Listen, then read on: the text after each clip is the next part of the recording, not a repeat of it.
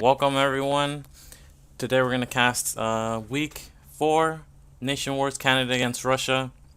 Unfortunately, starting a little bit late,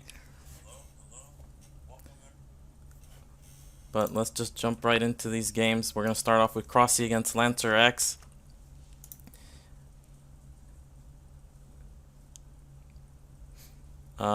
Bit of news. There was going to be another cast, Sweden against Poland, but that is not going to be cast today. Probably going to be cast tomorrow. The full week results will be uploaded on Team Liquid. So if you want to see how the previous weeks have gone and what teams are on top, please go there. And I think we're ready to start.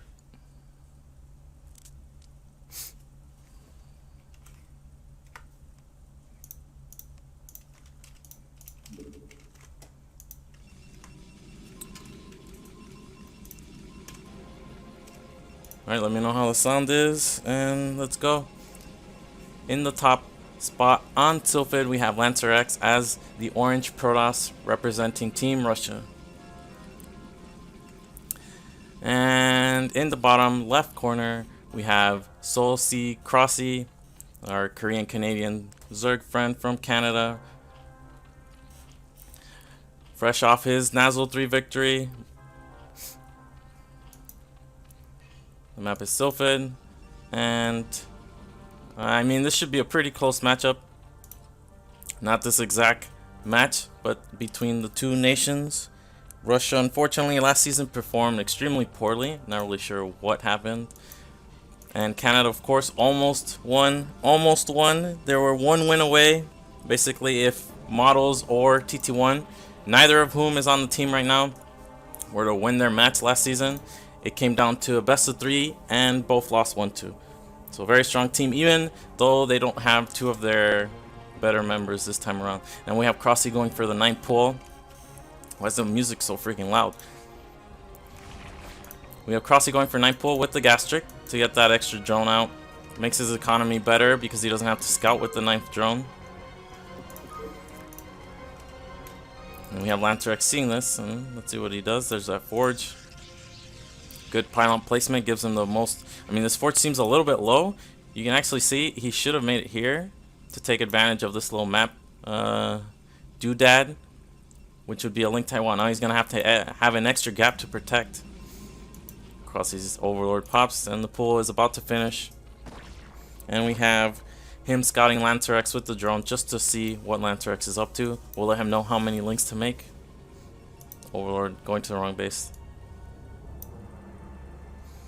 And there we have one cannon from Lancer X. He's going to need another cannon. This is 9th pull after all. Zerg's going to make 6 links. And I forgot to mention this. Look at the scouting pattern Crossy utilized.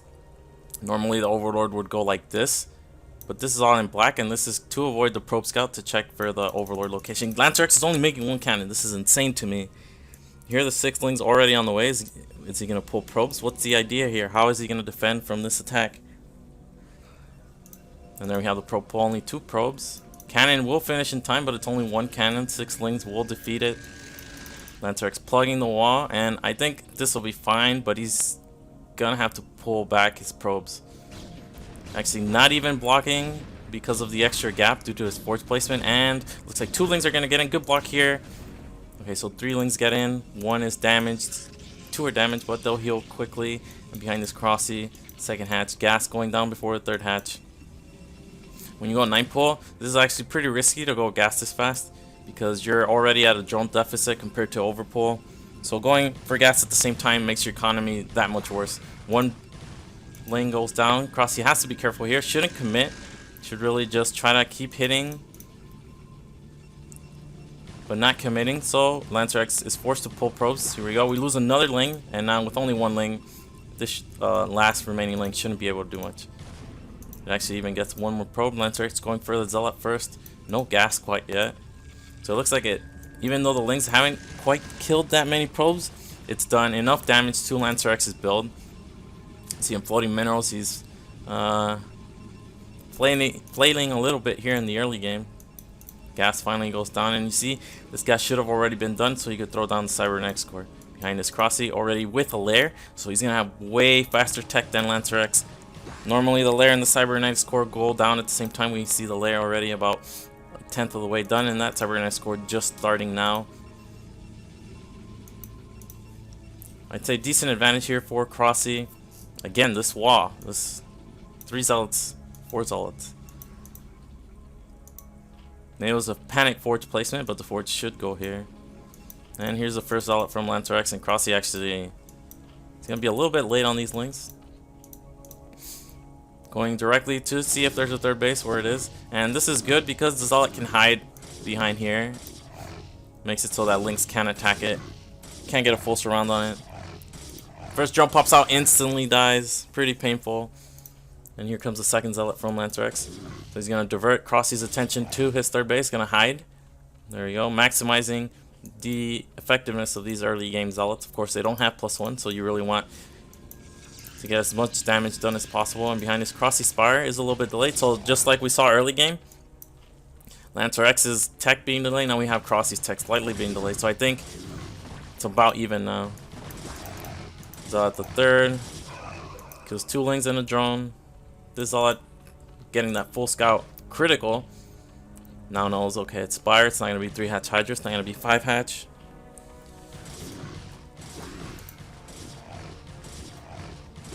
Another 3 links go down. And here's another zealot yet again going to the third. Crossy also seems to have forgotten an Overlord. It's about to finish, but you can see his supply block going to make that 4th hatch.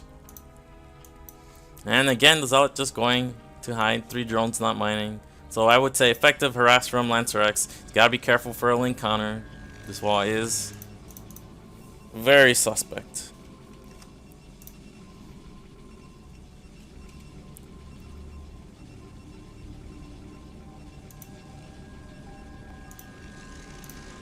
+1 on the way. And it looks like the 1 Corsair is gonna get out in time on the map. Lancer X did already confirm the full scout, so he could go chase Overlords, but you see Crossy's hiding them effectively, not going just directly back to his own base. And let's see what Lancer X sees with his Corsair. I guess to the 9, he's gonna see that 4th hatch. Let me stop chasing that. Directly going for the Overlords, gotta be careful, and Crossy's actually going for mutas. How many mutas? 5 mutas and Scourge. He only has the 1 gas, but Lancer X sees no Hydrogen at the net quite yet, so he should know something is up. 7-minute Hydrogen roughly is way too late. There's a Scourge, and I don't think he actually sees the mutas. But he was going +1 Seris anyway. Now we have 2 Seris on the map, but there's no cannon in the main. He's gonna have to be careful here.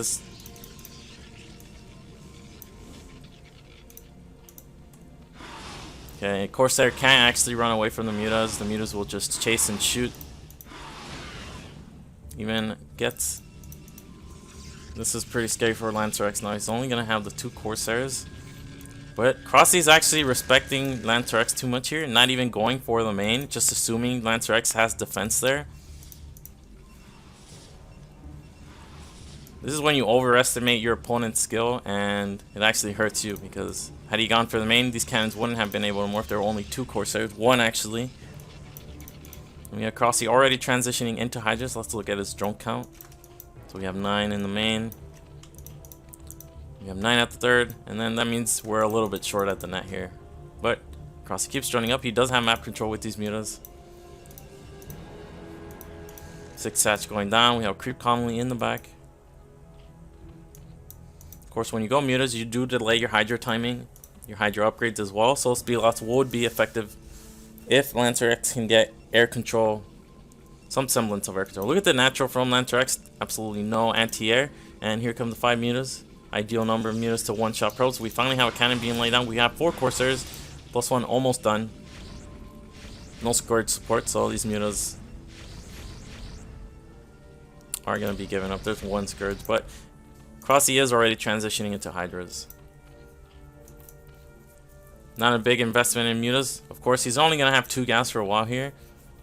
So that's 500 gas that normally wouldn't be made. There's Hydra range. Again, his upgrades are going to be late. +1 for Lancer X. Extremely late, actually. And let's see, where's his archives? So an even later archives for Lancer X than expected. If Crossy goes for a big Hydra timing here, Lancer X is going to be in big trouble. Only 2 cannons. He does have 4 gateways. Speed Zealot's almost done.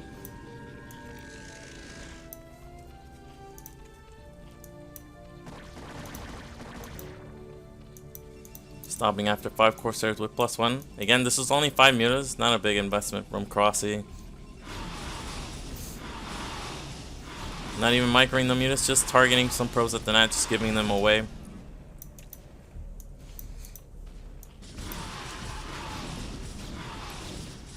If I were Lancer X and I saw this, I would feel very confident, especially with Zori having a mineral-only third, that there's not going to be a muta switch at any point in this game. Good SimCity from Crossy, making it so the Zealots can't get a good surface area on the Hydras, but now the Corsairs are left to just harass all of the Overlords from Crossy. And this is actually a decent enough amount of Zealots that they're distracting the Hydras, and Crossy's actually losing a ton here. Lancer X forced to pull back, and then we have the first few High Templars coming. But again, these High Templars are extremely late. If Crossy were playing aggressively here, he would be able to abuse this late storm timing. But I think because he's supply blocked, he's not going to go for an attack in this position. You see, he's still quite a little bit short on drones. He does have the supply to utilize it now, and what is he going to make? Oh, he's actually making Hydras. So this is... I'm surprised here. I thought he would drone up, but he's actually making more Hydras. You have 3 Zealots at the 3rd, or at the 4th, denying it. Corsair is continually harassing all the Overlords, keeping Crossy supply blocked, and Lancer X's position is looking pretty good. Does he have a robotics? Looks like no. Looks like he's forgotten his robotics, and this is actually a big mistake. Sylphid is extremely obnoxious as a map when you're playing Protoss if you're trying to break out of a lurker and contain. You're always going to have the concave working against you on Sylphid. Finally have that 4-4 Crossy. You can see his drone count is actually extremely low. He has 7 hatcheries, but he doesn't have the drone count to support it. His lurker upgrade just finished, but his supply block can actually utilize. A few more drones were made, and those deals with that Zealot at the 4th base. We have 1 DT here.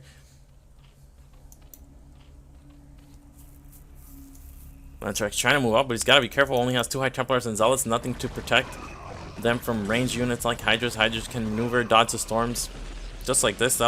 It clipped a few of the Hydras, but you can see, he just moves forward, snipes a High Templar, and runs away. But this is a good number of Zealots. It's gonna have to come down to Crossy buying time with his micro.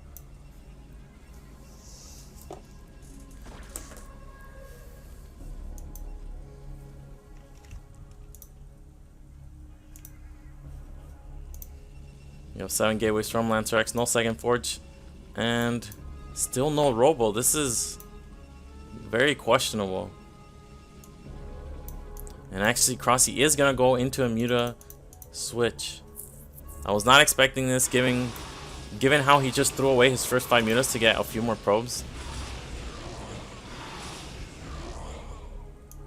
But it does pay off. He's gonna have free reign over these units. There's no anti-air, only 1 Corsair. Lancer X did lose them, and now with only Zealots and no High Templars, I doubt he's gonna be able to move out. You can see he's still just making Zealot High Templar. No Dragoon transition, just going back into Ser. Still no Robo. And Crossy does have the Lurker upgraded complete, but he doesn't seem to care. Just massing on Hydras, and I think it's gonna work out for him. There's very little storm. Of course, when you delay Goon transition this much, you do get out a few extra High Templars.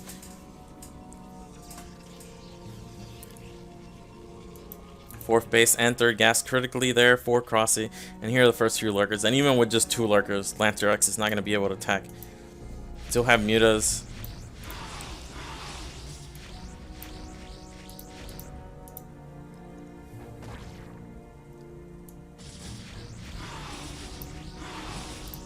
So he's going to be able to get 1 more Templars.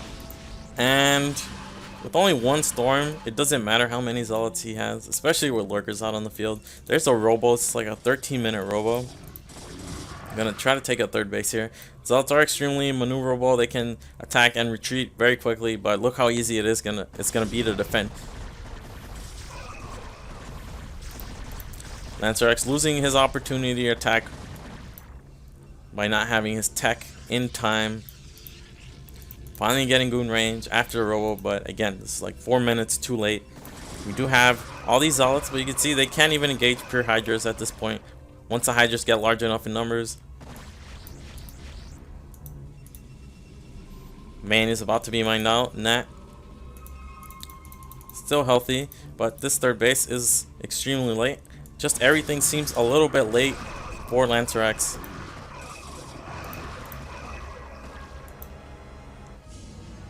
And Crossy just gonna stay on lair tech for a bit. +2 almost done for his hydras. And Lancer X's upgrades are at 2-0. No forge spinning, no second forge. And now he's in big trouble. Crossy coming in with a large, massive hydras. 2 lurkers, just enough.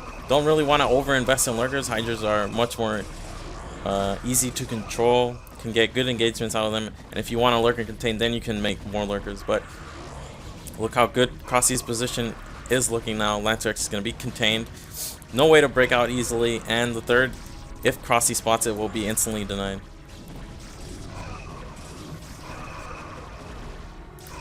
Robo finally producing the game's first observers, and here we go. The hydras are heading to the third, and there's no way for Lancer X to defend it. Just very subpar play, I would say. Tons of mistakes.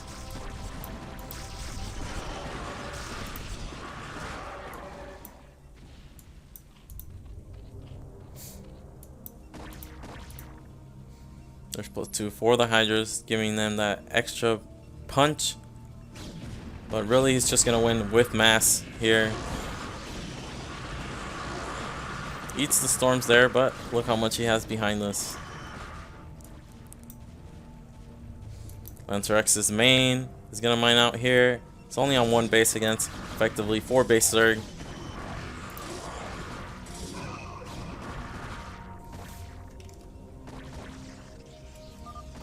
And there we have the GG, so Canada's gonna be up 1-0.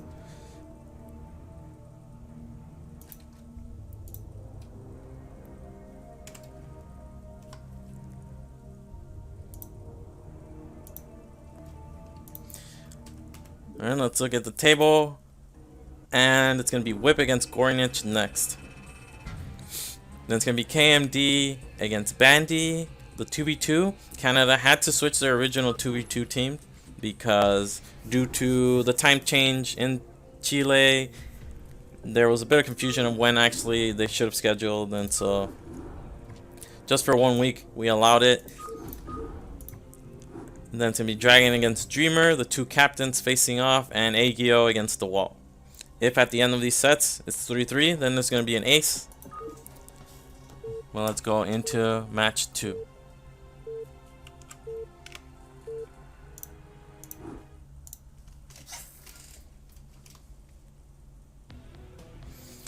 And we have in the bottom left spawn as the blue Zerg Gornich. And in the top right spawn, as the red Zerg representing Team Canada, we have Whip. Does anyone know who Whip is? Who is Whip? I heard it could be Bibian.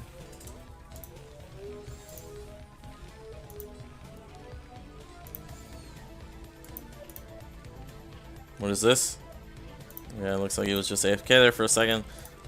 Map is Optimizer. Every time Rush is played, they've sent out Whip, or I should say Gornich on Optimizer. Seems he likes this map, and I think it's a decent map for Zerg.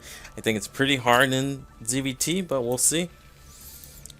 Not many ZVTs casted on this map, and for the most part, most games haven't even taken advantage of the second extra gas. The only time I did see it was in a PvP where one Protoss went 2-gate Zealot, and then to tech up even faster, they took that second gas, which actually makes a ton of sense. If this map were included on ladder and I would play Protoss, I would probably do something like that. Just go 2-gate Zealot, and then the disadvantage you have from the later tech can be made up quickly with the second guess. And then once it's depleted, it's fine. It still adds a little bit boost. Okay, we have Gornich going for the 12 hatch, and we have Whip. Looks like a barracks expand of some sort. No second barracks. Oh, actually it's gonna be mech. So it's gonna go mech or some kind of tech. Here we have Gornich gonna expand. Now because they're cross spawn, usually the most interesting variation of spawns in this map is vertically, of course, because they can open up the second path between their bases. And then I guess horizontally as well, because the third bases are towards each other. That being said, cross spawn's gonna probably make it a longer game than usual, and I think it's needed on this map. All the games have been extremely short. I just want to see this gas being utilized. Gornich with the drone scout gonna come in.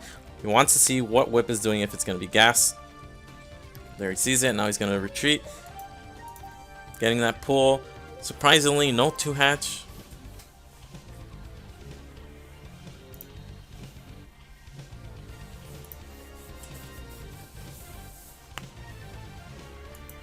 And there's a factory from Whip. How many SCVs are on gas? Only 1. So, not any kind of 2-port play.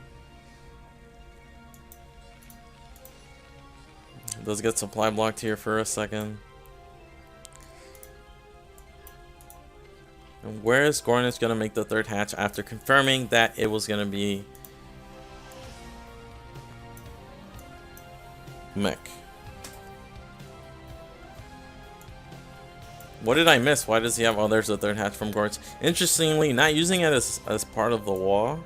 And he's going to instantly mine out this path. Now, I see this a lot. And I don't understand why players commit more than just one. Because you only need one worker to open up this path instantly.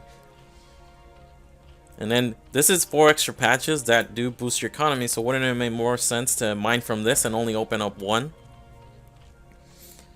That being said, I don't think it matters that much in the end. Just an optimization, really. Add-on first from Whip, and this is actually pretty risky to go add-on first.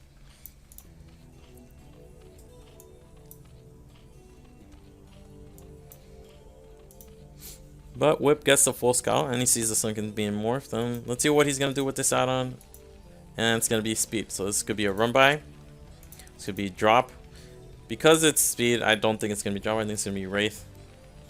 And because Gornich didn't wall his Nat, I think the run-by is more likely to happen. Usually against 3-hatch, you don't see run-bys being utilized because the 3rd hatch is at the natural, and it's hard to run by when there's a wall.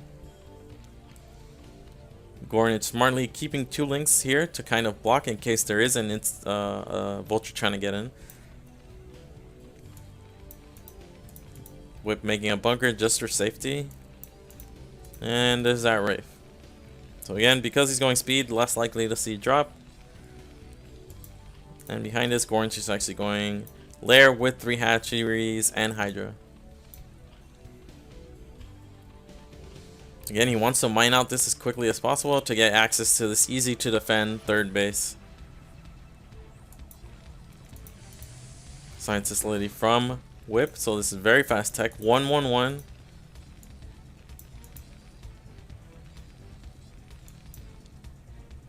I think Gornich actually saw that there was Vulture speed, so look at him already trying to block.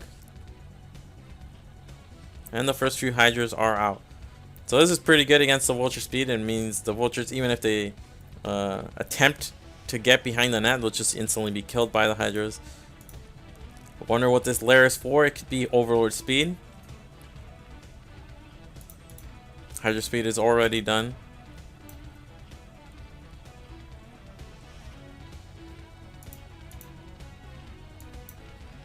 And then we have Whip trying to run in, sees the Hydras, and runs away. Good play by him. Doesn't want to risk it.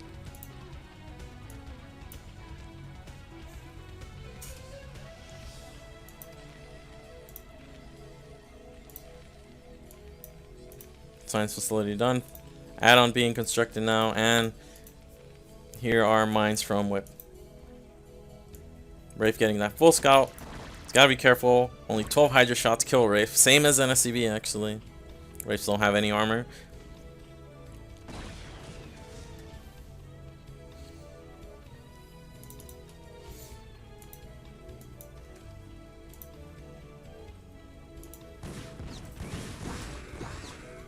Just wondering how to make Wraiths more useful. Giving them one armor would actually be pretty impactful. Second bunker being constructed.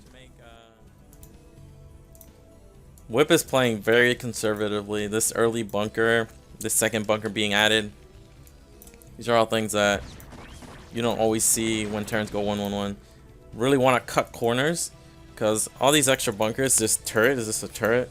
Really slow down your barracks timings. Third bunker even being added. He's going to have siege in mind, so I'm not really sure why he's playing like this. Actually loses all the vultures before he plants the mines.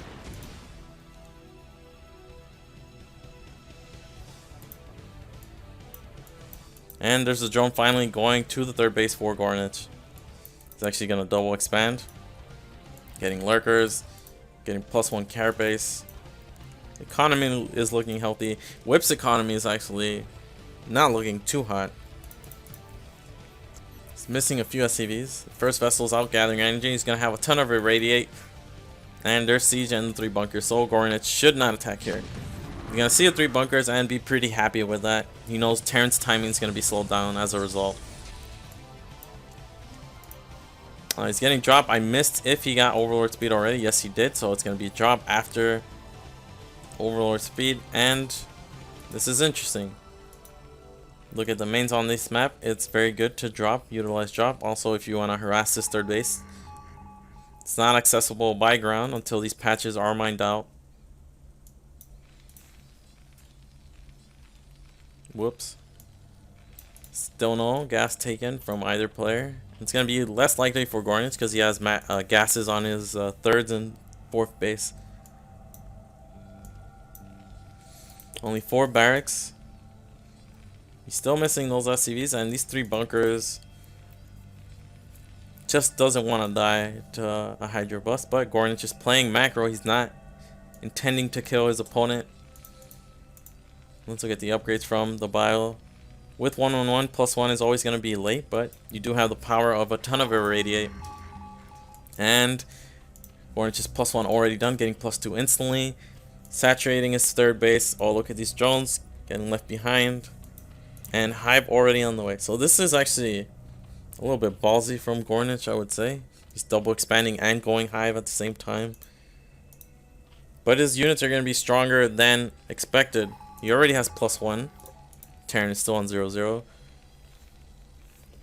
Again, I'm not sure what's actually better for Hydras. I mean, for Lurkers, I would say, yeah, it's better to get Carapace, but his army is going to be mostly Hydras. Hydras will help against the vessels. Much harder to control bio with vessels against Hydra Lurker than it is Lurker Ling. And there's the 5th barracks finally. With 1 barracks, 1 starport, and 5. With 5 barracks, 1 starport, and 1 factory producing tanks, he's going to be in a good position. Finally has a much better looking SCV count at 42. Now here's a bit of trivia. If Gornich were to morph these into Lurker eggs, they would not die. The Lurker eggs don't take damage from irradiate, and when it's complete, it'll be a fully healthy Lurker. So that's why it's usually not a good decision to irradiate Hydras. We're at 4 vessels, 5th one on the way. We already have 4 tanks. It's going to be a very scary push for Whip. +1 just finished, so everything timing out nicely. And again, you see, there's that Lurker. It just popped out of the egg, fully healthy, runs away, waste of an irradiate.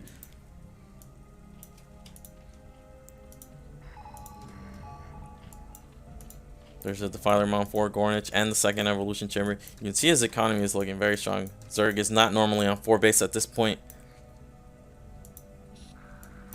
Here he comes. Lurker's coming in line. This is a bit dubious. Has to unburrow and go forward. Tanks are on siege, so not getting a ton of damage done on these lurkers. It looks like Gornich is actually going to defend this pretty easily. Lurkers burrowing close to the bio. We have 5 tanks with no support. And Whip is going to have to run away with his tanks and vessels. Doesn't want to lose these expensive units here. Bio, you can trade away. He does have 5 barracks producing non-stop. But very easy defense for Gornich. And now he's on 4 base. 3 fully saturated and should saturate this 4th base any second now.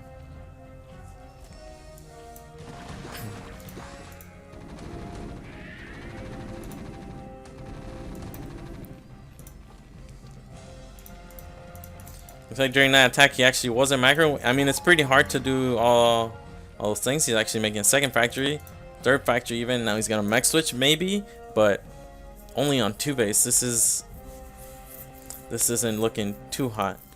Zerg already has 2 carapace on, let's see, weapons 2, 4 whip, and looks like he actually prepared for a drop. So very defensive play all game from Whip.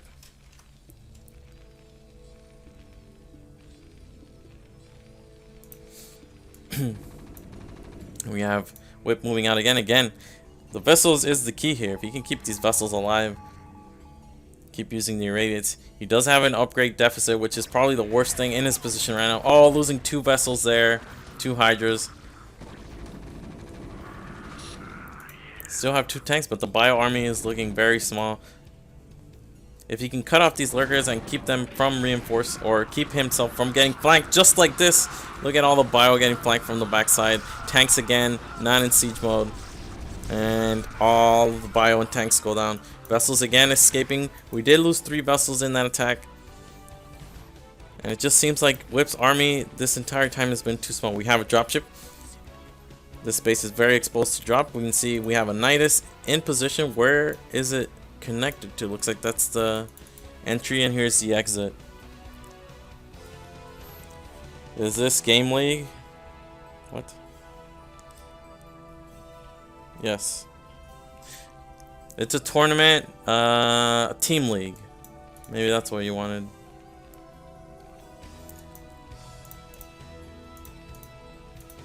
And here's the mech switch from Whip. But this is gonna be very late mech switch without upgrades. You can see Zerg is already working on 3-2. Look at these very powerful lings with crack. We have the drop going down in between the Nat and the 3rd base. Interesting drop. It's gonna snipe a lot of drones here. Lings coming in from Lings and Hydras coming in, but I think this was effective drop. No medic here, so this attack is gonna peter out very quickly. +2 on the bio. No +3 since we're mech switching, and Hydra Lurker Ling easily deny Whip's 3rd base.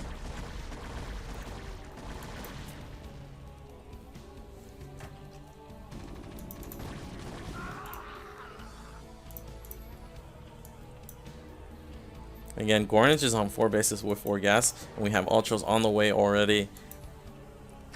Every time Whip moves out with a bio group, it's just puny. He never actually mined out this path as well, so it's falling apart for Whip here. Having trouble getting out on the map, hurting Gornich's economy. Looks like Gornich is setting up to take a 5th base, floating a big gas count, but that'll be all eaten up pretty quickly once he switches into Ultralisk.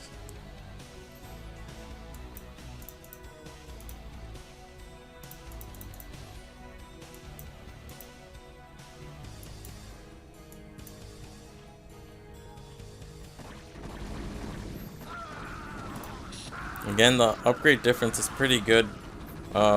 Pretty much in Zerg's favor. These things already have 1 weapons, and there's not going to be any more bio upgrades, so it's going to scale poorly for Whip the longer this game goes on. We have that 3rd command center being remade, and he's in big trouble. Main is about to be mined out. Never actually took this other gas.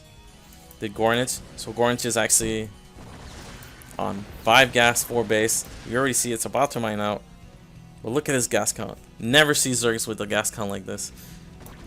You know, drop here at the 3rd, or I guess 4th base, and instantly goes for a Nidus. Now we're killing the drones. Brought a tank here, which is a little bit curious. Tanks don't have that much DPS. They attack powerfully, but very slowly. You want Marines to attack. Hydras coming in. They're going to get shelled by this tank, but I think he's gonna have enough to defend this base. Tank unsieges, I don't know why. And Whip is just trying to harass as much as he can, and if he can keep lowering Gornich's drone count, it's actually going to be very effective, because Gornich wants to make Ultralists here, not drones. He really should stop mining his gas. Doesn't need this much gas considering he has very few drones on minerals.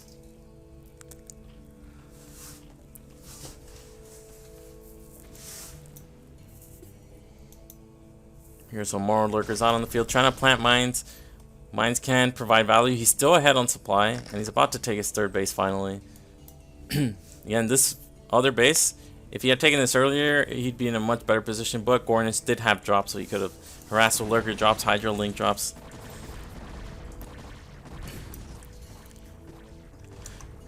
Sorry.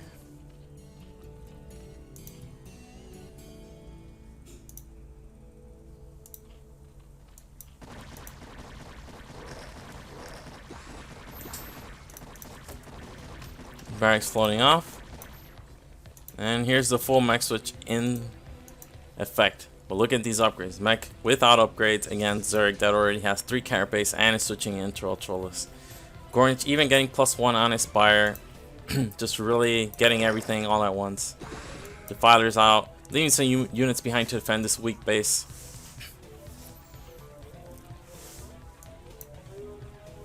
With mech switch, you really want to get out and expand as much as you can, as quickly as you can. Some exposed vessels here. I guess this Spire was made late, so he doesn't feel like it's too risky moving on like this. But first Scourge out on the map, and they're chasing these vessels. Vessel probably gonna irradiate the drone. Oh no, this is actually an eraser trick incoming, but easily deflected by Gornich, and I think Whipped is in big trouble here. Just take it. I want to see it taken. Gornich did it. First time on this map we see this gas taken.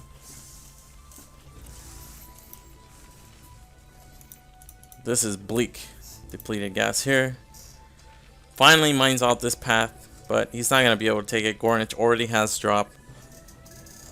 We have him moving out with a big amount of tanks, but really can't afford to leave units behind in TVZ like this when you're going mech. The way mech scales is 2 tanks are more than double as good as 1 tank, so really want all your tanks together, maximize their splash.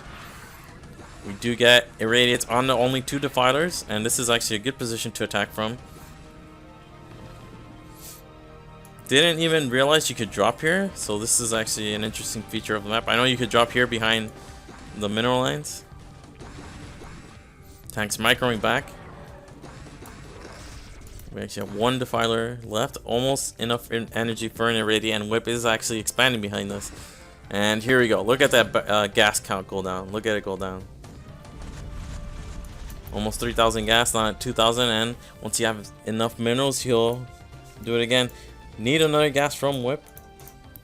Main is depleted. He's only on 1 gas now. Very curious engagement with tanks all game. Never seen siege mode.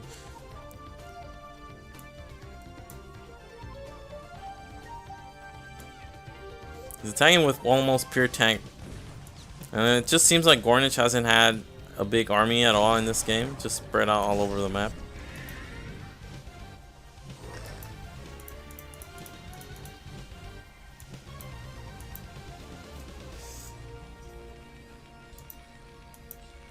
There was some suspicion about Whip being some Korean, but I think he's just living in Canada, and he doesn't seem like he's some overwhelmingly strong player. Just a regular high A, low S player. Very cute. Both gases being made at the same time, and Whip is actually fortified somewhat, looking like he's in a better position than he was a few minutes ago. Gornich does have 5 bases, and here has some more harass from Whip. I'm very scared about this gas count. Any second now we're going to see the Ultralists start flooding in, and we have Gornich going for the Muta switch. And I haven't heard scans going off. Here we go, finally some scans going off. But very low amount of comp stats, and I don't know if he actually saw this Muta switch. It looks like he didn't. And then these factories are adding on Goliaths, and this is actually very painful. Getting back to the space with Goliath is very awkward. You want to use vessels or have turrets already in place. Look how awkward it is to maneuver. And Radiate is good, but the Muta just gets split off.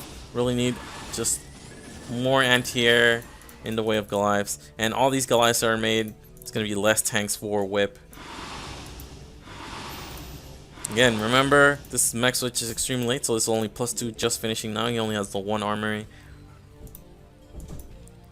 Finally mining some more gas, and he's adding turrets all over the place. If he could get a strong enough siege line, it's not like Gornich's economy is in such a great position. He has been getting harassed all game long. Here, Ultralists, where are they? Looks like here the Ultralists. We have 1 Defiant support. This is key. Mines being planted. Mines are very good against Ultralists, of course.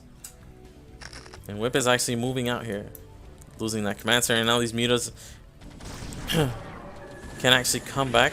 And let's see, where are the Ultralists? Looks like he's getting ready to attack. This is actually a ton of Mutas. More Mutas that killed that command center are coming. And again, Whip getting caught unsieged, sieging the back tanks and moving the front ones forward, and just gonna get sandwich here. Ultralists, Mutas coming in to support. Goliaths all dying to the Ultralists. Swarm on top of the tanks.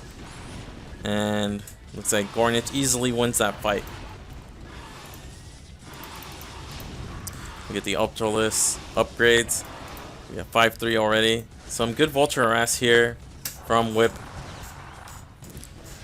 Killing this base. Or the drones at this base. 4th getting wiped out. 5th without any drones.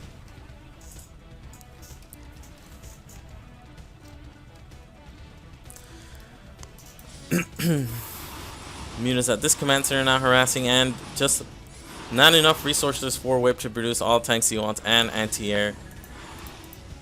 Trying to make vessels as well, but he was on very low gas for a long time. Only on 2 gas with 1 depleted. So having to make tanks and Goliaths, you can see he's cut on his vessel count. And Gornich has effectively used up all of his gas, and you can see how powerful his army is. +3 started for Whip, but more Mutas on the way for Gornich. Very cute drop here from Whip, but harassing with tank drops in ZVT is not, it's not really the wisest choice.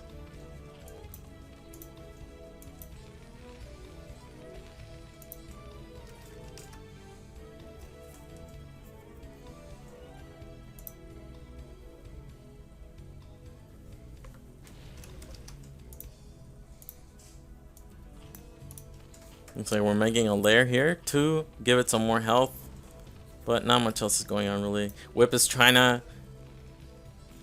play as defensively as he can, maximize the efficiency of his units. If he can turtle long enough to get up to a decent supply, 150 around there, then maybe he can come back in this game, but it's going to take a long time. Gornich is going to have to make a mistake. Gornich can't just keep expanding.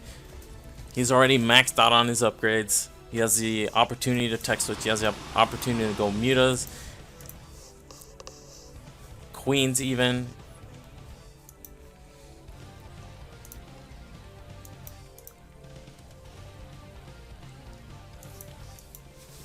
And this map is actually not that hard to split, but pretty difficult to hold these bases against Mutas.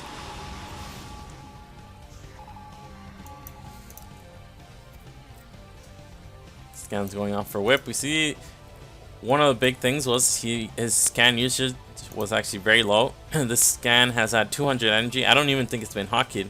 I only know the Nat 1 had been used because when he used scan, he used all 3. So we got an Overlord die there.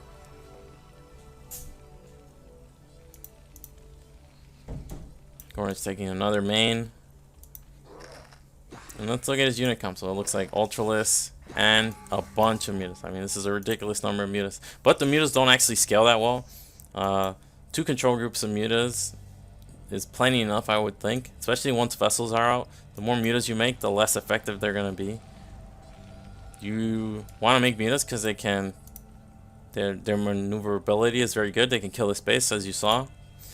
They can snipe tanks, force Terran to make Goliaths. Terran doesn't really want to make Goliaths, just pure tank, really. And here we go. Here we go. The mutas are setting up for a counter, but that Geyser season, we have Whip returning. But look at the supply difference. The economy of Gornich here really kicking in. Into full gear. He has been harassed.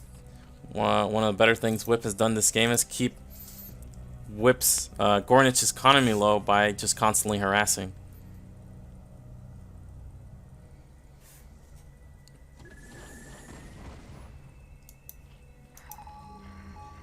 Scan going off, spotting Gornich's army movement.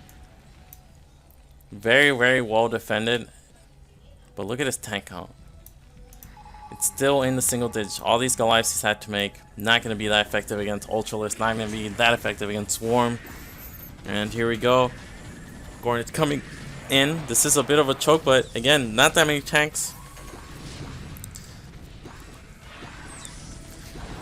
Melee units getting right on top of the tanks, so tanks start splashing each other. Getting a little bit distracted with this Goliath mass here on the right side, but once they get to the tanks that are at this base, you can see how quickly the tanks go down. Have weapons 3 on the tanks, no armor, and they're just falling. These 3 lurkers critically under the swarm, making it so that these Goliaths can't approach without getting spines shot at them. Forced to lift. And Whip is back on one base. And Gornich is just taking the entire map at this point. 3-3 done. Lurkers again moving forward, and now come the mutas. This is a ton of mutas. Again, using them like this is not the most effective. You can see taking a ton of damage to the Radiator, but he just has too much at this point. And the SCVs are going down to the lurkers and this one lane. Ready to go down, but instantly kill one of the mutas it was targeting. Another Radiate here, much better. You can see the mutas are on red. But I think even if Gornich loses all these mutas like he is now, it doesn't matter. It just has so much production. Surprised he never added macro hatcheries, but look how many hatcheries he has. And with that, Gornich wins. 1 point for Russia, and we're going to be tied 1-1 after 2 sets. Alright,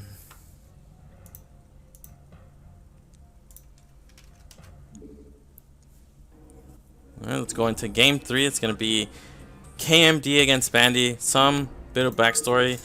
This game was initially not played because they coordinated poorly and it just seemed like it wasn't going to be played. But because of the time confusion, there was some leniency from the administration. They were able to play this match, and let's go into that.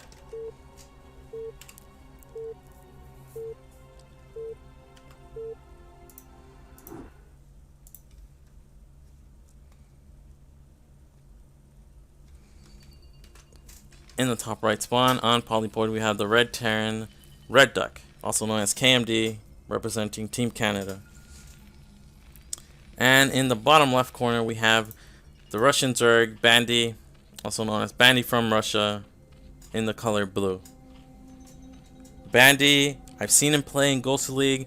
I guess his best performance was when he beat, I think it was Cadenzi, in one of the Ghost League brackets, round of 8s. And then Red Duck recently participated in Nazo 3, qualified, didn't advance out of his group, and most people know him also because he's Bo White's brother. But I think we should just move away from that. He's participated enough that he's his own person. Just gonna start calling him KMD, even though his ID says Red Duck here.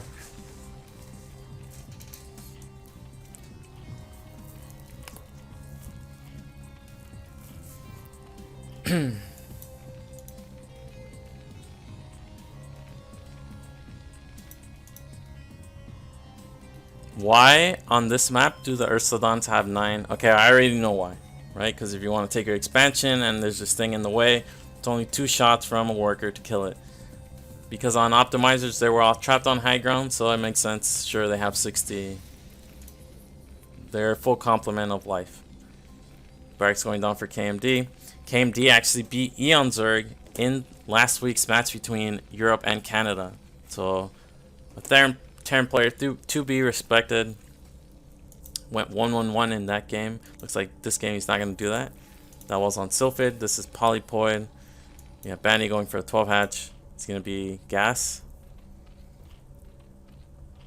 Looks like 11 pool is incoming. And then let's see if it's gas or he's going to 3 hatch.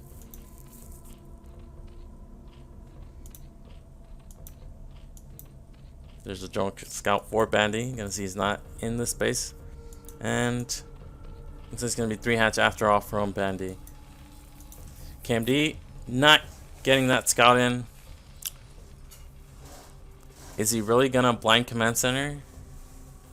Looks like he is. This is extremely risky. Against 9 pool, this is pretty much a Terran that's going to end up way behind. But I like that he's making his depot at the natural. It does make it so it's going to be a little bit easier to defend later from Ling attacks. And he is double scouting. So the 16 command center is actually a big risk.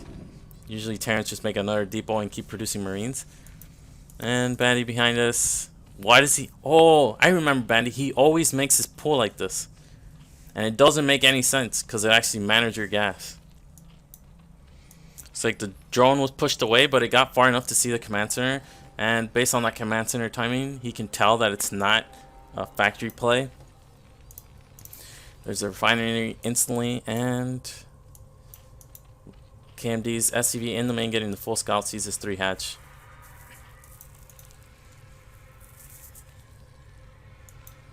Now, I have seen fast gas result in Academy instead of eBay, but nope, this is just +1, really fast +1. Marines moving out because he feels confident enough to do this because the SCV is getting the full scout, sees how many links have been made, and when it's cross map, Zerg has a difficult time getting the Overlord behind the natural at Terran's base. So he was hunting for that Overlord, trying to see, but Bandy not risking it, not just sending out the Overlord. It does mean that he's got to be careful for Marine move-outs. These 4 Marines could be heading across the map. Again, it is cross map, so less likely that's to happen, but you always want to leave something spotting the front of Terran's base. Or even Protoss. When you're Zerg, that's one of the ways you can easily lose a game, just not scouting their move-outs. So more links being made, going up to 6. Not a big investment. Speed is just started now.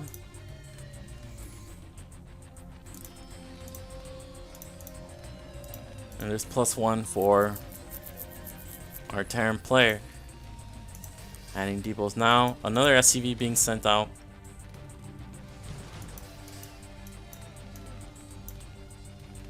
Marine count growing.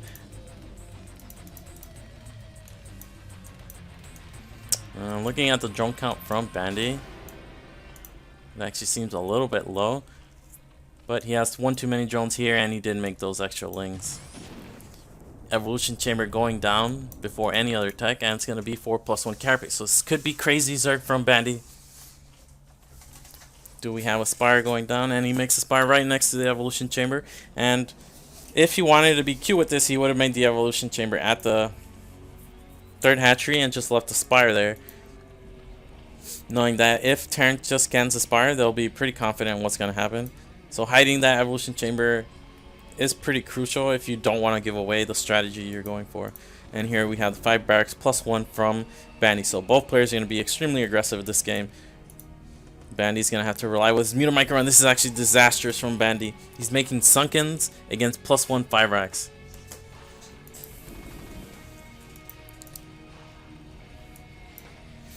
Now I'm actually a little bit confused why Bandy's tech is so late, because at around 6:05 the Spire should be done. So this is about a 20-second late Spire. But again, cross map against +1 5 racks, you really shouldn't make any Sunkens. I'm not liking Bandy's position at all. We do have Red Duck cutting heavily for to get his production on. You can see his SCV count is a little bit low. And here we go, he's moving out, 3rd Sunken being added. This is the last thing you want to see for a Zerg that's going crazy Zerg. And again, why does he make the pool like this? Every time I've seen him play ZVZ, ZVP, I've always seen this kind of pool placement. In the end, I don't think this actually matters too much, but Why hurt yourself when it's completely unnecessary? And there we go. We have Red Duck out on the map with +1 Firex, which should never happen, which should never force Sunkens from Zerg. And this is actually, this is a hatchery's worth of Sunkens and then some. I think that scan just barely catches the evolution chamber.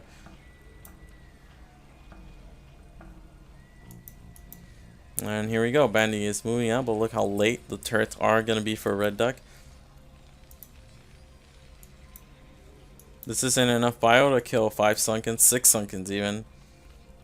But what is Bandy's plan? He's already going up to Queen's Nest. Is this just going to be 2-hatch Ultralisk? I mean 2-base Ultralisk after Muta?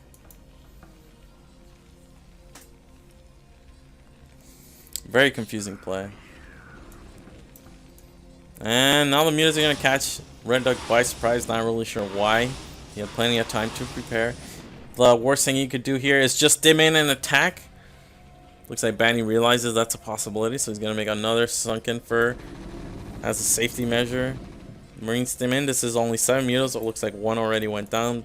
Queen's Nest done.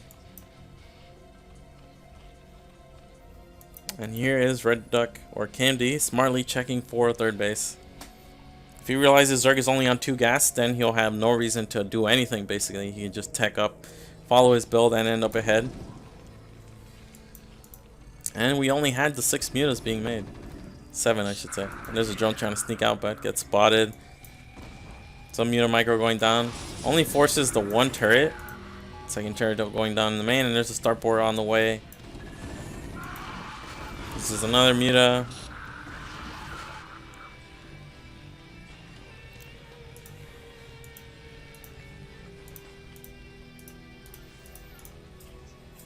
So it is looking like Banny wants to prioritize upgrades over anything else at this point. But with only 2 gas, it's going to limit his options. And Red Duck should know what's going on.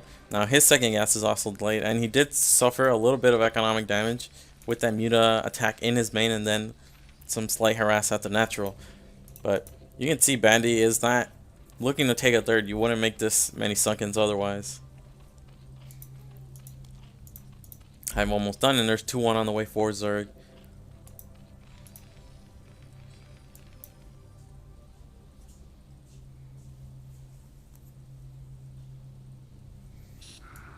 Stim in.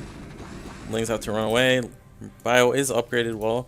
Need that second what is it called? 2nd eBay to keep upgrading. Want to start 2-2 as soon as it's done, unless you're mech switching.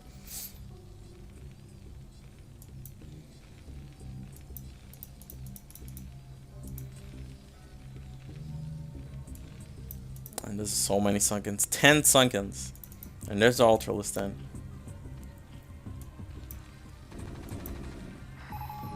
The mutas can help here, but this is a bunker after all. We do get the tank, should run away. So a nice pick off there. First vessel being made, and Red Duck is not prioritizing his upgrades. The only way he could lose this game, I think, is if he were to attack at a huge upgrade deficit, throw away his army, and then give Zerg map control. And if Zerg gets map control with upgraded units, then it can become very difficult for him. But look, he's checking constantly. Does Zerg have a 3rd base? Another drone trying to sneak out and take that base. But the bio is still outside his net. And is this eBay upgrading? Oh, okay, so he's at least getting +2 weapons. And it's going to be lagging slightly behind the 2 carapace of Zerg. Well, with only 2 gas, he's going to be limited in the number of Ultralisks he can make. It's getting Ultralisk. What is this? Plating. So it's going to be like, we're going to have 4 carapace Ultras against 1 weapon Marines for a little bit. Heavily in Zerg's favor. But there's a 2nd eBay, and now it's crucial for Red Duck. Loses a few bio to these Sunkens.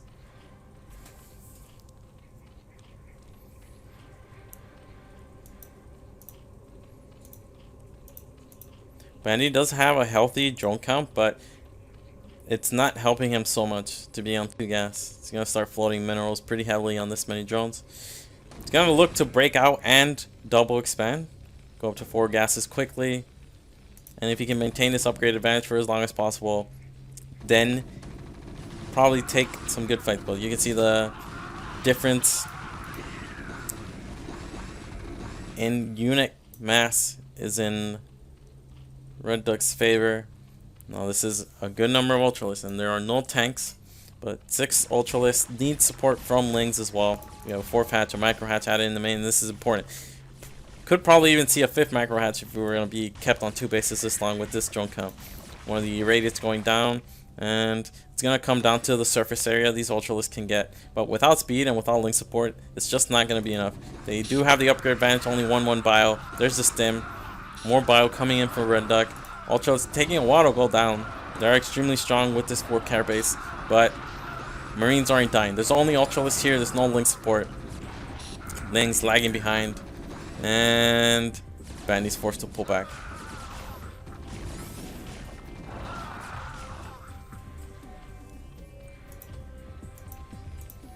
Siege mode looks like it's just finished. And Red Duck is actually gonna need a couple more barracks if he wants to commit to 2 base, which he probably should against a 2 base Zerg. Tank goes down there, and again, even though the Marines don't have good upgrades against these Ultralists, there's no Lings. Ultralists only don't have the DPS to effectively kill Marines. You really want the Marines to start shooting the Ultralists, and then the Lings can come in and clean them up.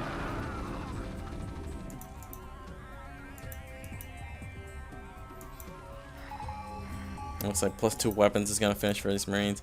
And here come the vessels, and the vessels will soften up these Ultralists big time. Only 1 irradiate, but there's only 2 Ultralists. There's finally that 5th hatchery. This strategy, just thinking about it, it would actually be kind of cool to see it on Optimizer. But Terrans always go mech, they don't go bio, so.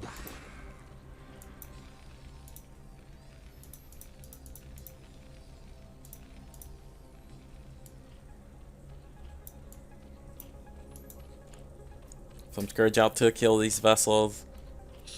And 4 Ultralists with some link support. This might be a little bit better, but I think +2 just finished for the bio, so this is going to be another easy hold for Red Duck. He's never forfeited this position outside of Bandy's natural, and Bandy couldn't ever take that 3rd gas.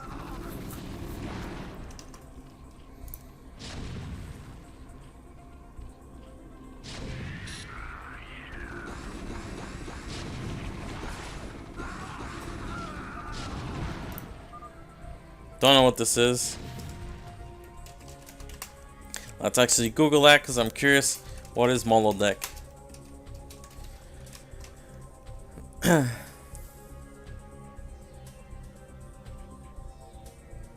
think it means well played. Alright, so not PM. Good job from Bandy. And with that, Russia is up 2, or it's down 2-1. Canada takes another point. We're going to be headed to the 2v2.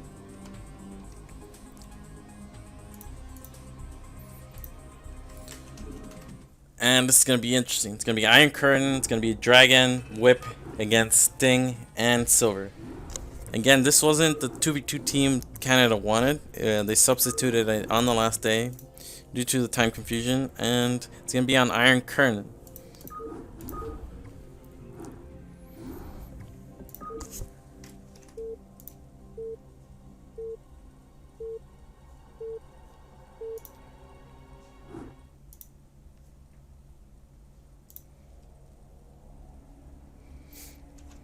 Alright, let's see the colors. Looks like we have on the same side we have Dragon and Whip. We have Dragon in the top spawn, we have Whip on the left side, and on the right side we have Sting and Silver. Normally I would say TP would be pretty decent on this map if they were spawning on opposite sides. So it's going to be interesting. They can't cross the middle.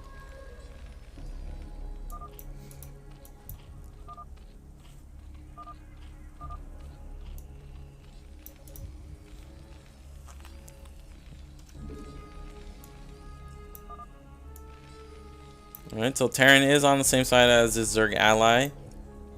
Zerg is going to get that scouting information. I think both players are going to play pretty conservatively.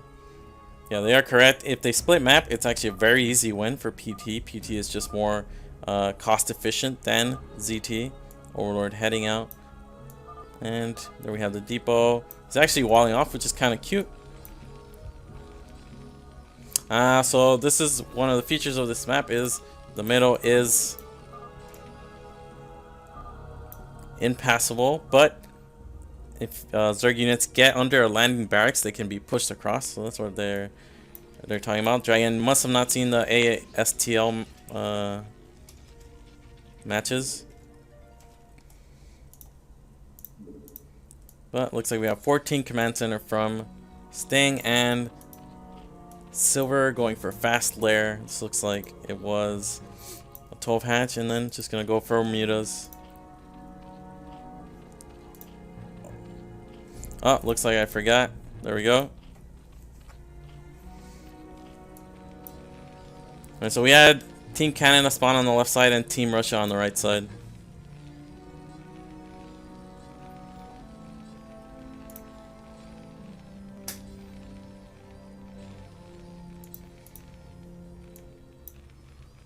And I actually think this is very good for Team Russia, getting that fast expansion up for... okay, so this is a big mistake from Dragon. Why wouldn't he go Corsairs? This might be a lack of experience on the map, but Corsairs are just much better than Dragoons.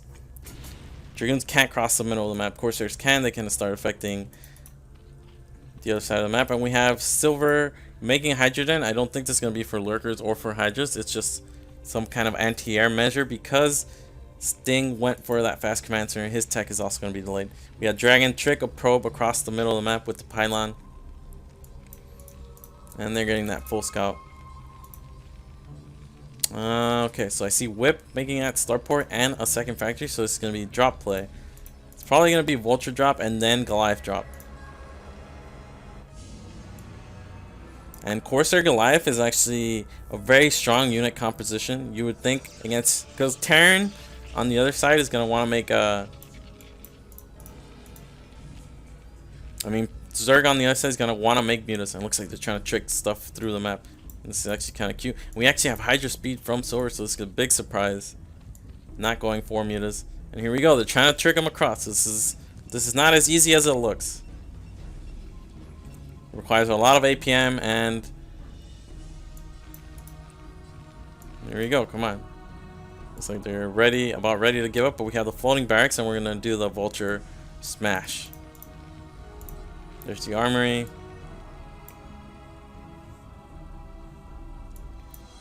Looks like Dragon about giving up on his attempt to get across the other side of the map.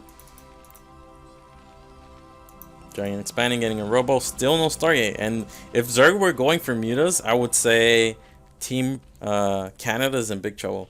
You have Vulture coming in, and 3 Hydras meet it. And now they should know, okay, these Hydras even have speed, so that's critical information he was given there. And I think no Goliaths are being made, or are gonna be made from this side of the map. And there's Hydra drop. So this is very interesting. I did not expect Zerg to play like this. Looks like the Vultures that went across the map aren't gonna get much done, and Dragon never actually crossed himself. But it's good to keep vision on this, just so they can't cross so easily. And if they do, you are fully aware. And if we count the bases, 4 against 3. Whip's expansion is lagging behind.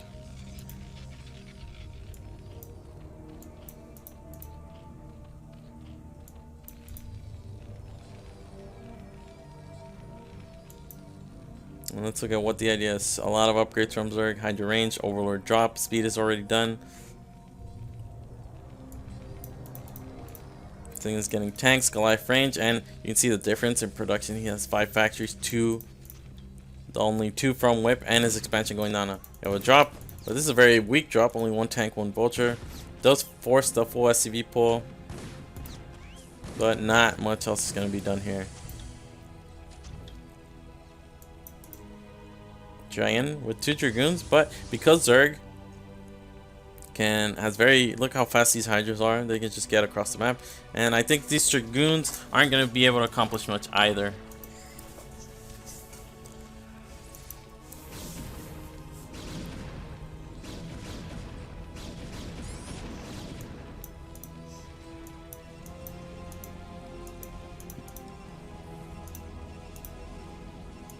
Their shuttle speed. Finally, no air units from any player basically. So no Wraiths, no Mutas, no Corsairs. First Valkyrie from Whip with Valkyrie Goliath, which against Mutas is very good, but against Hydra and Hydra drop, not gonna be that effective. We do have an Overlord that can be killed, and if they can spot that these Overlords have speed, they should start preparing. I see he went for drop first, so not revealing the strategy quite yet. Now there are no more bases on the map that can easily be taken. There is another gas in the middle of the map, and there's 3 mineral bases, but it's very hard to mine from these when there's a Terran on the other side of the map. A Terran that can easily siege those mineral lines.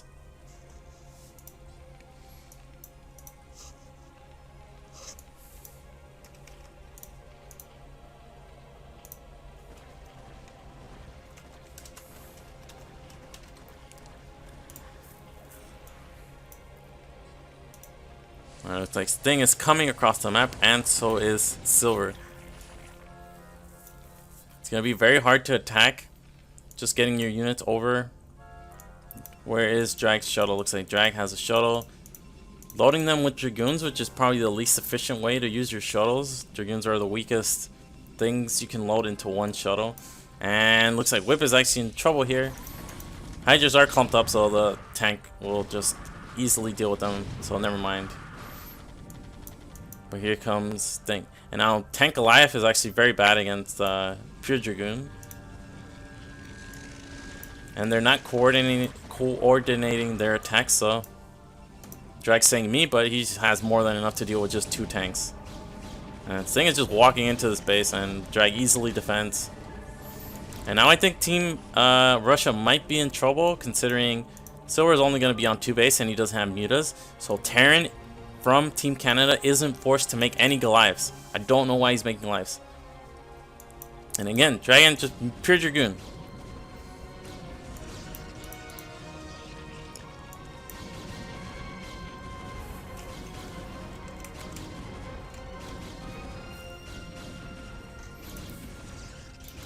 Dragon adding gateways. So I think the idea is just to split the map, but you want to maximize the efficiency of your units, and Dragoons aren't that efficient against either Protoss or Zerg. Surprised there's no carrier switch or any Reavers. Okay, we finally do have Reavers being added, and this is huge. Silver's army is going to be extremely weak against Dragoon Reaver. We finally have the Spire on the way. You see Silver building up that gas count. And Sting, he has 2 add-ons, 5 factories, adding starports, and he's getting double upgrades. Already has +1, so he's going to have 2-1 very quickly. Whip, on the other hand, still only on 2 factories, making his 3rd now. He's getting Academy now for that scan.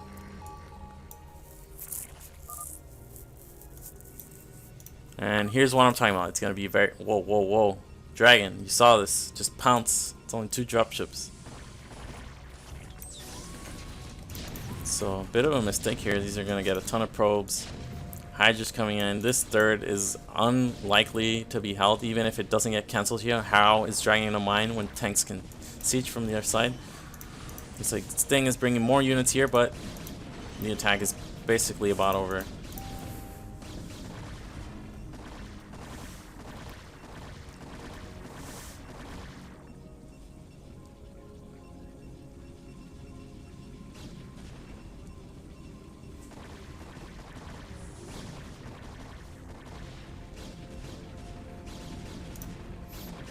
Lots of action here. The dropships just barely escaped. The base does get cancelled, and now Dragon's gonna have to be careful running away with these screens. Enough Hydras here from Silver, and they're gonna be supported now by Sting's army, and it looks like they're just going directly for Dragon's main.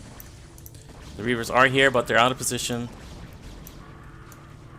We have the Mutas for Silver also piling up. Whip, on the other hand, brought 2 tanks to defend Dragon's natural, but now the main has no defense. Only 1 cannon. Dragoons just now popping out of the gateways are going to help out. And here we go. Finally, some tanks support the Hydras, and I think Dragon's in big trouble. He does have Reavers. He needs to get on top of these tanks, but he can't with the Hydra Sorrel nearby, ready to snipe the shuttles. But here comes Whip to help out Dragon, and I think they're going to defend. Sting is taking the middle of the map. And this is going to be important. This is the one of the remaining gases on the map, and we have Silver switching into Mutas. Is he getting Carapace upgrade? Looks like he's not, but he's going to catch the other team off guard. We only have the one Valkyrie and a few Goliaths. Dragon does have Dragoons, and Dragoons do okay against the Mutas.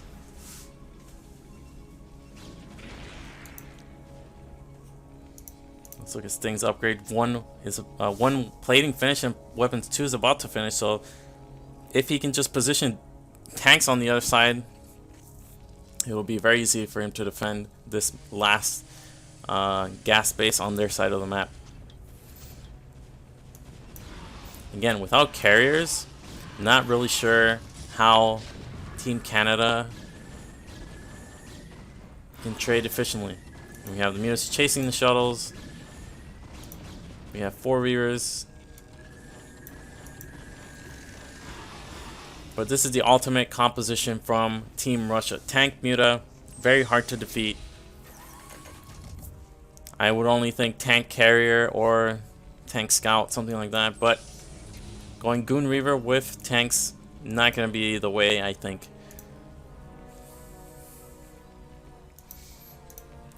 Surprise, Sting doesn't have more add-ons, considering he should focus basically only on getting tanks. Looks like they were spotted, or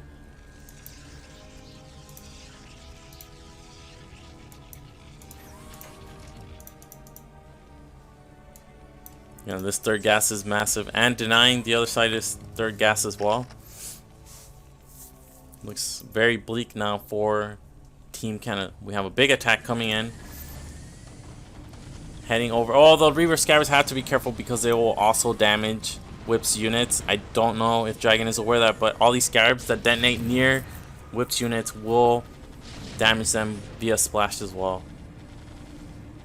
And here comes the Mutas, and just too many Mutas for the amount of anti-air here.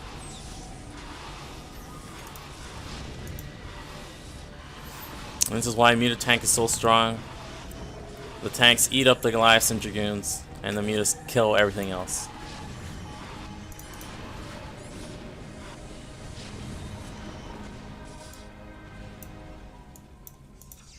And this is the last base Dragon can reliably take, but once Team Russia spots us, they'll be able to plant tanks on the other side and just start shelling away.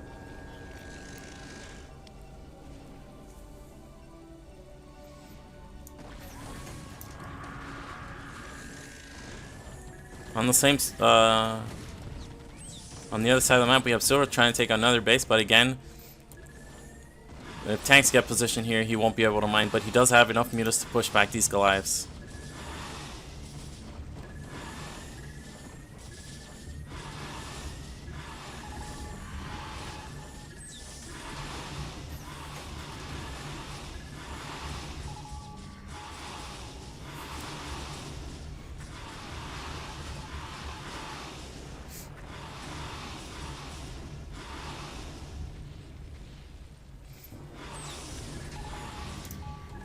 No upgrades on these Mutas, so they will scale poorly, but they're accomplishing their job. And here we go. This is what I'm talking about. Oh, actually, we had a huge drop on top of the tanks, and with the Reaver Scarabs going off in the middle, most of the units died. So good defense here from Team Canada, and the 2 tanks here are helping out enough. Looks like these dropships were loaded, but unfortunately there was a Reaver there. But look how many Mutas Silver keeps producing. Eventually they won't trade as well because they won't have upgrades. But look at Sting's upgrades. He's already on 2-1, he's getting 3-2. These tanks are a bit exposed here, there's only tanks, so if Team Canada can position tanks here, all of a sudden the position starts to look a little bit worse. Dragon's main is mined out. Snatcher is about to be mined out, so he's only going to have this base left.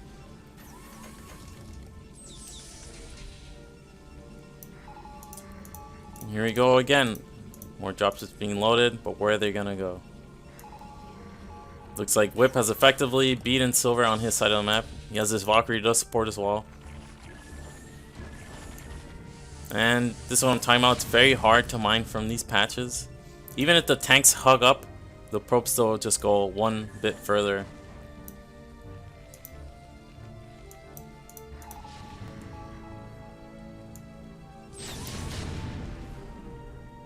And now Dragon is effectively only on this base. Whip's natural was taken later, but he also is only on one base.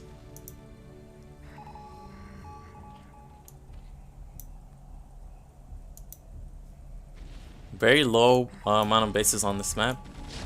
And we have Whip finally cleaning this. So now Sting is not going to be able to mine from this either. And he is also about to be mined out. So this is actually pretty tense. Very few resources left on the map.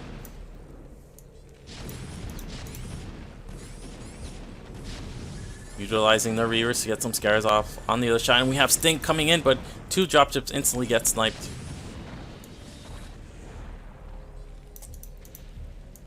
And like this from Silver, he's bringing all his mutas and a small amount of hydras.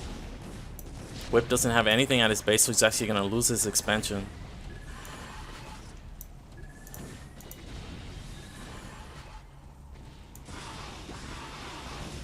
And this is very painful blow to Whip's economy and production.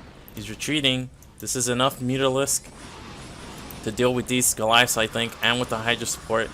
And what is Dragon doing on the other side? He can't mine from his base.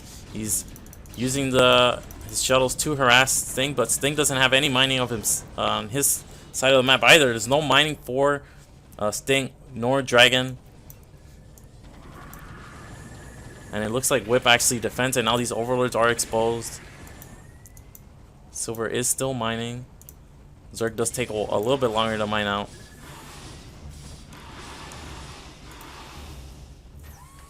This is actually pretty intense, but I think Team Russia is slightly ahead.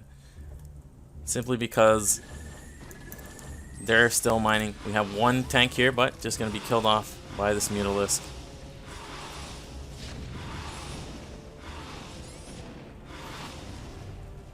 Again, the mutas don't have upgrades. And we have finally Drag cleaning up. Can he get off the last tanks? Looks like he can't, just barely, not enough. If he can eliminate the last tanks from Sting, then he can mine the space, but Sting has more. He's floating over that command center. He still has this one in the middle map. Mutas at Dragon's natural. Now Dragon is definitely not going to be able to mine. Still has a large number of Dragoons, but Dragoons aren't that good.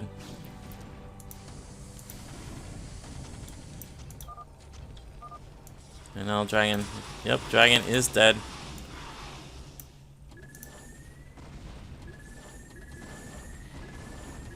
Sting is effectively mined out, but because Whip is forced into making all these Goliaths, there's no way for Whip to have more tanks than Sting.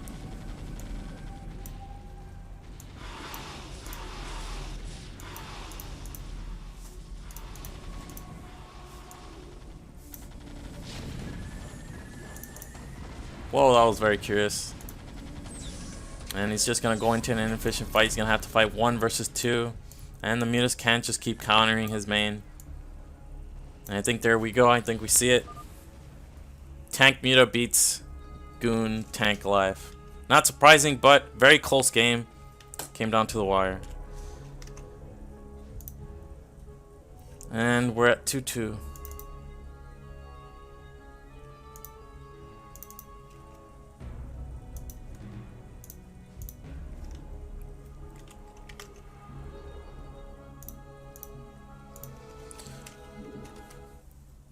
Alright, what's next? Looks like we're going to go into Game 5. It's going to be Dragon against Dreamer. And then Aegyo against the Wall. If it ends at 3-3, then we're going to go into an ace match.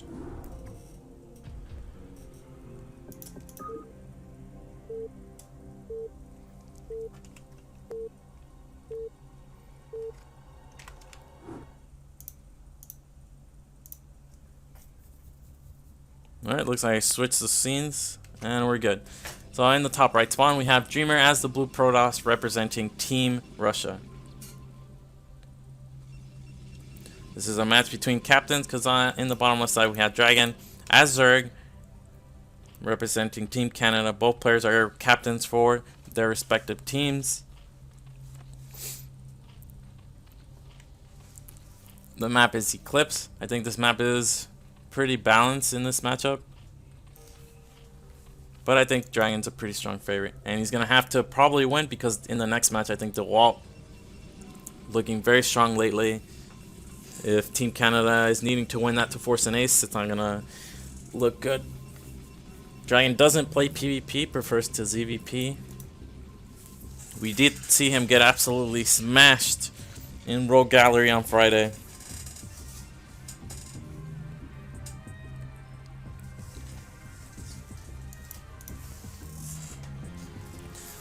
Alright, what do we have here? We have Dragon making an Overlord. Should expect the pool. Now, Protoss can be sneaky with their Probe Scout. Sometimes Zergs like to hatchery first. And it looks like Dragon is actually going to do that. He doesn't see the probe beam coming, but Protoss can Pylon Scout and not go the direct path just to avoid the Overlord and then block a 12 hatch.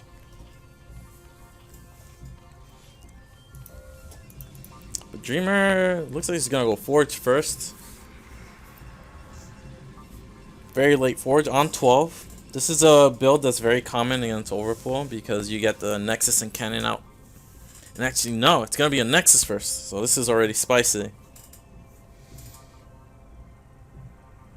Dragon too strong. But we have Dreamer in the chat. I suspect, if we follow the rule, that whoever is in the chat won their game.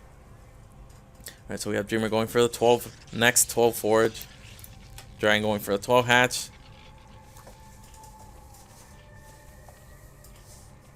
And here comes the Probe Scout.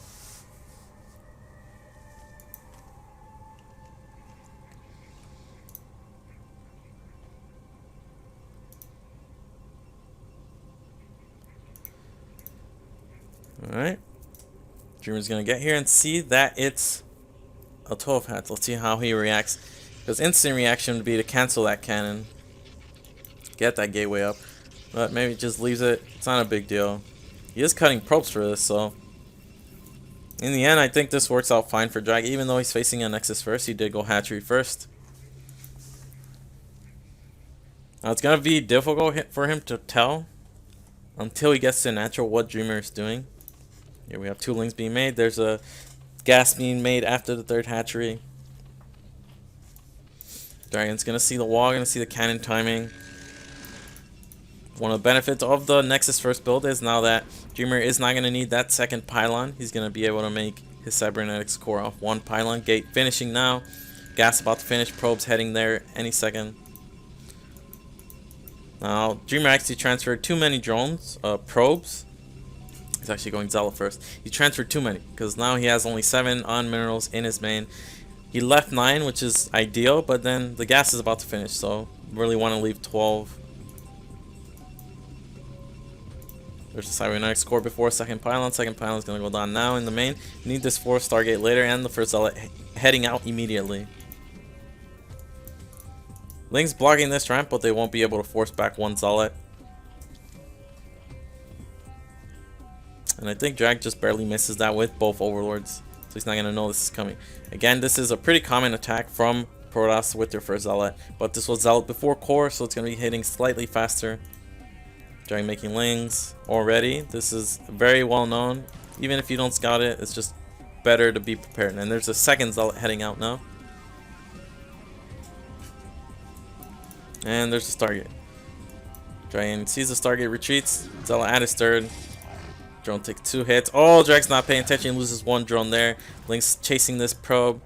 He really wants to get into the main to confirm the tech. Looks like Dragon. Oh. Come on, let's see. I think he sees the lair there. So, success from Dreamer. Wants to get behind the middle line now. Let's see who has. Okay, it looks like Dreamer winning the battle of 8 p.m. here. Another Zealot at the net. Very good harass thus far. And there's the Hydrogen. So, this is actually not 3 hatch Spire. But Dreamer should realize this. This Hydrogen is way too fast for 3 hatch Spire. So I expect minimal Corsair to be made, 1 or 2 at most. No +1 necessary here. There's a Hydrogen, but this Hydrogen is not for a bus. And another drone goes down, so it's actually a ton of economic damage. But he did trade off 3 Zealots for this. So when he does go for that +1 timing, it's going to be quite a bit weaker. There's a Pylon. And the Citadel. Dragon can freely drone up now, knowing that he's not going to expect to face any attack. At least till the Zealots have speed. First Corsair heading out. He's actually making a second Corsair. But I don't expect many more, considering Protoss scouted this was not 3-hatch Spire.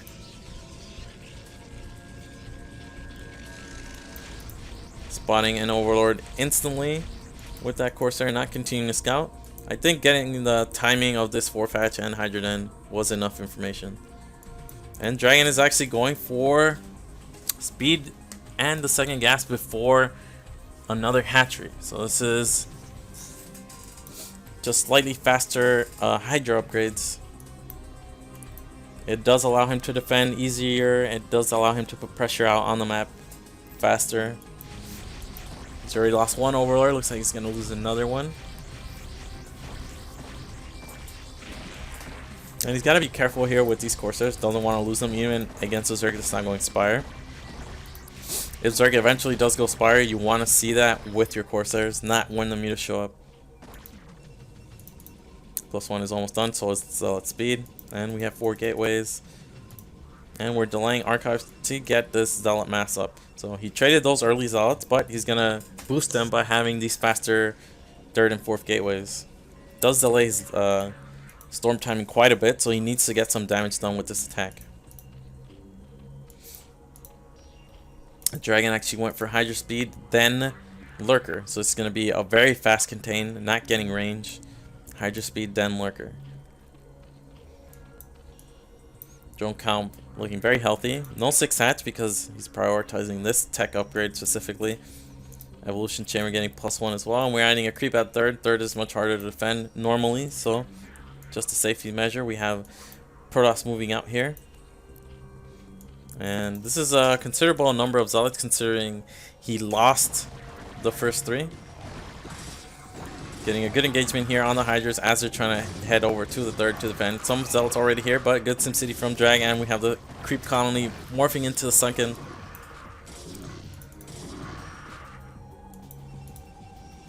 And there's the Archive, so just going to follow us up with High Templars.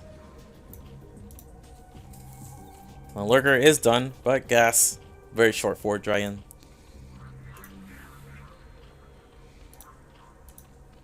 Making the low HP Hydra into Lurker. Cute. Very cute. And let's look at the robo timing from Dreamer. So robo timing should be about now considering the Corsair cuts. But this Lurker is actually very fast. It looks like Dragon is not going to contain at all. He's playing defensively. Instead, still only on 5 hatcheries, getting drop. Okay, so this is interesting. Mixing things up. There's that 3rd gas. Still no 6-hatch. And there's a robo. So decent timing on the robo. We saw Lancer X get like a 14-minute robo, and that really hurt him in the mid game. And we're moving on with Zealot High Templar. This is better. This is actually pre-Lurker timing normally if Zerg goes speed, range, and then Lurker. But because Dragon went speed and then Lurker, he's going to be in position to defend this quite easily. Drop is also almost done for Dragon. And because he only made 2 Corsairs as a result of no Spire, he's going to be a little bit vulnerable to the drop play. I guess the only information that Dreamer would have is that these Hydras don't have range when they shoot the Zealots, but that's very hard to see. Another tell would possibly be the 5 hatcheries, because even if they went for a Lurker like this, they would still have a 6 hatchery, but where that money went is into drops. But this is all very hard to read. Zerg can disguise this. Killing off this egg, so units can flow out a little bit better. The robo is already done, and the observatory is on the way. So at least he's not going to be contained. Oh, good storm there. Clips a bunch of the Hydras, and what are in these Overlords? Looks like we have 4 lurkers and 4 hydras. Dragon can distract the army. Whoa, what is this? This is very scary. Hydra's coming from 2 sides, making the High Templars waste their storms. Let's count the storms. Looks like there's no storms left, and the Overlords are heading over to Dreamer's main. Now this path is a little bit questionable, because say Dreamer had a probe at the 3rd, he would spot this. Plenty of time, I think he should have gone the southern route. But the lurkers were at the 3rd. Hydra's moving forward with the Hydra army. Gotta be careful too with the storms. Even though the High Templars didn't have storm, they do have enough energy now for storm, and he's bringing over the Overlords. This is very risky. If you lose the fight and then on top of it lose the Overlords, all of a sudden things go way down south. And there's a lurker. Oh, this is so painful. Cannon goes down, and now we don't have any detection. And oh, instantly GG from Dreamer. Well executed play by Dragon. Man, these games end quick. It looked alright there for Dreamer, but another point for Canada, and we're at 3-2. Heading into the next match is going to be DeWalt against Aegyo.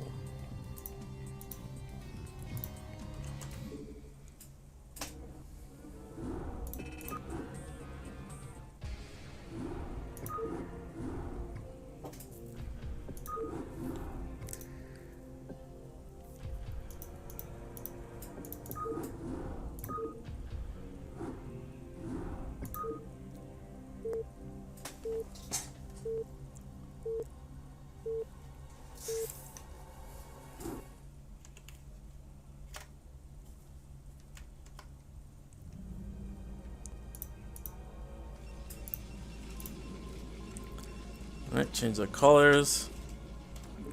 Looks like in the bottom left spawn we have the purple Protoss DeWalt.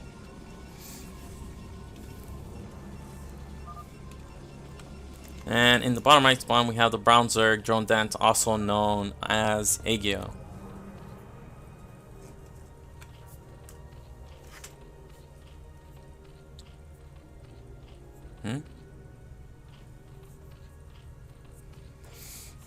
Map is Fighting Spirit.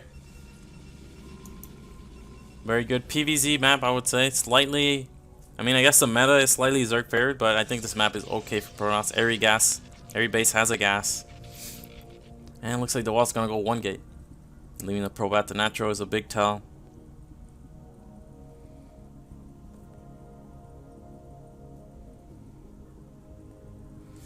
There you go, he's gonna scout it, so I think this favors Zerg's like, oh, it's going 9 pull, okay.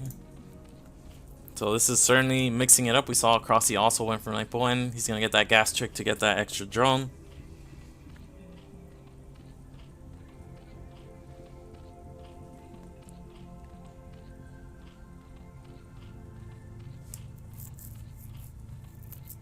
Oh. But this isn't that extra drone. This is actually 9 pull speed.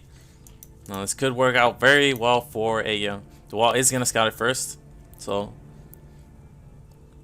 I expect him to play extremely conservatively with his ults, just leaving them back and getting that forge instantly. There's a probe heading to the net immediately, even before a second pylon.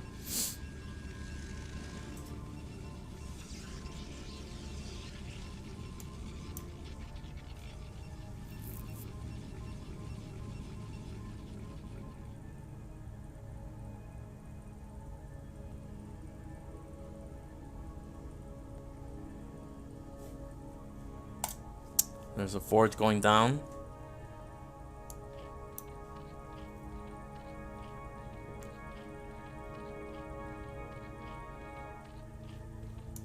Let's see how many lings Aegyo decides to make. So he has 6 already on the field and 2 more on the way. He wants to kill this probe before he can see any more larvae being spawned.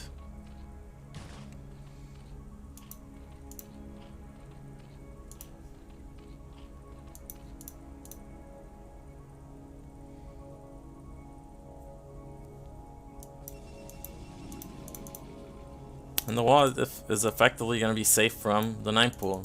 But Aegyo, realizing this, not committing to too many more lings. And he's going to transition out of this.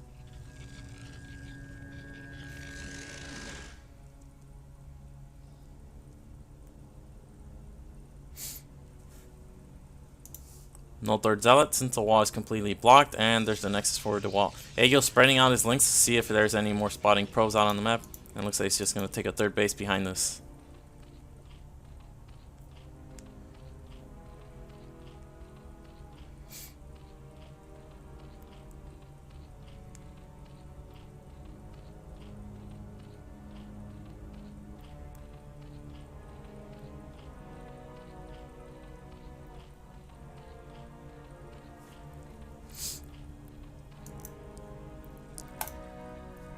Nah, I don't feel too bad, Shoop.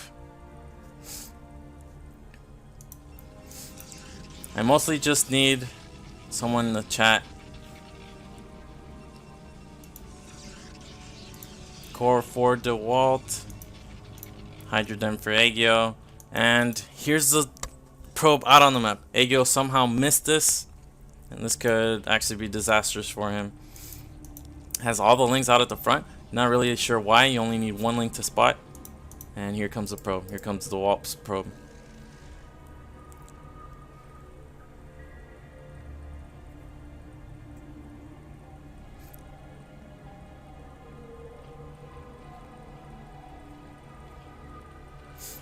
Sees the Hydrogen. And let's see what Aegyo decides to do now. 3 zealots are heading out on the map. Here come all the speedlings back to deal with this probe, and he's getting Hydra range first. His Zerling's in production, and he's going to need them. Only has 10. Probe goes down, and here comes Aegyo with his links, trying to get a good position on these odds, but DeWalt beats him to the spot. Now, of course, DeWalt could just make one Hydra, and it'll force these zealots to react, so Aegyo shouldn't feel forced to engage here.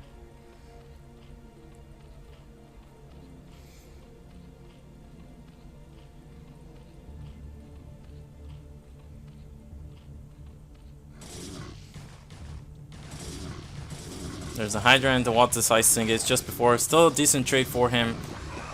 Behind this, he's adding cannons. Not even getting +1. Not worth it. Citadel, he does have a Stargate, which is already made, and we have a 4th zealot hitting out on the map, which is going to be good to counter the 3rd when Aegyo commits. Hydra range done. He's going to get speed next, and Hydras are in production. Now, somehow he saw this all, I guess, with this retreating Overlord.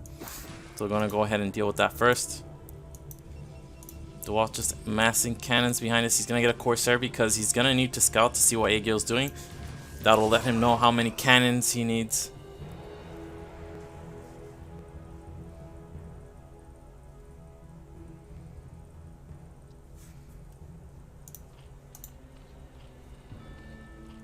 Okay, so it looks like he's producing a mix of Hydras and drones. He's not going to commit with this, but here's a key unit for DeWalt.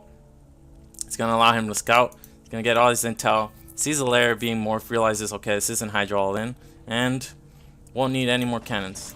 Has 4. Sees the drones being sent to the net. Sees only a couple Hydras at the rally. 4th hatch going to go down for Aegyo now. He's going for a gas before the 4th hatch. Really mixing it up. Gateway goes down, +1. Probably going to be denied. Only 3 zealots here, but there's enough flings behind these Hydras to snipe the zealots as they move forward. Zealots targeting the Hydras because the links don't have range, and here we go. Looks like 2 of the Hydras go down to the cannons, and now because Aegyo didn't really commit to Hydras, I don't think he's going to be able to kill the +1.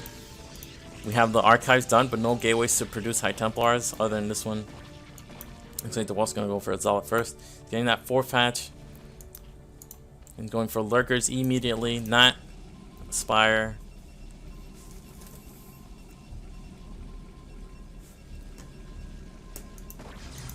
Two Hydras spotting this DT, and we have more Corsairs on the map. He didn't just make the 1, he made 2. Gonna snipe off this Overlord, forcing the Hydras to retreat. 5th hatch going down, and more Hydras in production. The wall going up in gateways, gonna add 3rd, 4th, and 3rd and 4th gateway. Aegyo's actually supply blocked here for a moment, but he has enough to defend from the DT and these two Corsairs. Looks like +1 is going to be allowed to finish, which isn't ideal on Aegyo's part, but it's not a huge deal. Drone saturation looking healthy. Third does have... Okay, there are the drones that should be going to the third. Lurker being morphed now. Now I think this is going to catch the wall by surprise, and actually it's not, because he already has the Corsair scouting everything, and he saw the lair and he saw no spire, so he knows the only reason Zerg would do that is to get lurkers. So instead of adding more gateways, he's getting that robo instantly off 4 gateways, and then the 5th in gateway being added later. So he's going to be prepared for this lurker timing.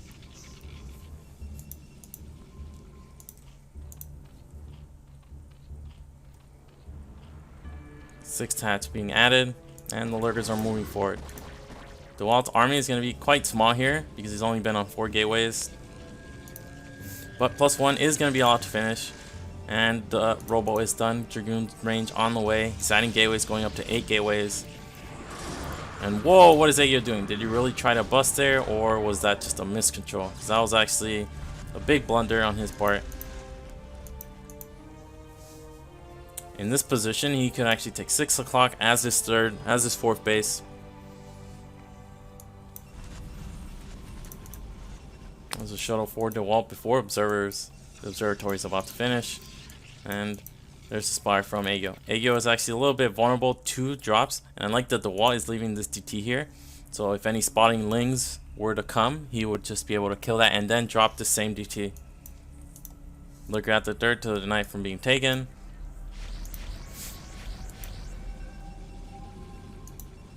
Only 3 lurkers, not even targeting the forge. High Templars are already out, so it's not the wisest thing. Now I wonder how DeWalt is going to do this, because he has a couple options with this 3 Zealot 1 DT drop. He could drop the 3 Zealots, harass the main, and leave the DT hidden in the corner. Or he could drop the DT, harass the main, then when Zerg comes back to react, the DT dies, there's a later drop with 3 Zealots. Or you could just drop all 4 at the same time. He has options here. Let's see. Oh, so look, I think I called it correctly. He's going to do the 1 DT drop. Doesn't want to alert Zerg of his presence. He's also pushing out simultaneously, so Zerg is going to be paying attention to something else. And here come the 3 Zealots. Zerg realizes now and pulls the drones. There's a lurker at the third, but DeWalt's going to deal with that first. And here come the 3 Zealots. Probably going to target the spire immediately. DT going to the net, and oh, Aegyo's falling apart here. Very good multitask from DeWalt. Kills the lurker at the third. DT at the net. Where'd it go? So he's chasing this drone. It's already up to 15 kills. Zealots managed to kill Spire's wall. A set of Scourge get out, but nothing else. More drones going down. Oh, this is disgusting. Jeez. 22 drone kills with 1 DT. And now DeWalt's just preparing for anything, really. He's preparing for any kind of drop play. He's really just staying on 2 base. Knows Zerg is going to be vulnerable to an attack here, having to drone up after losing 22 drones.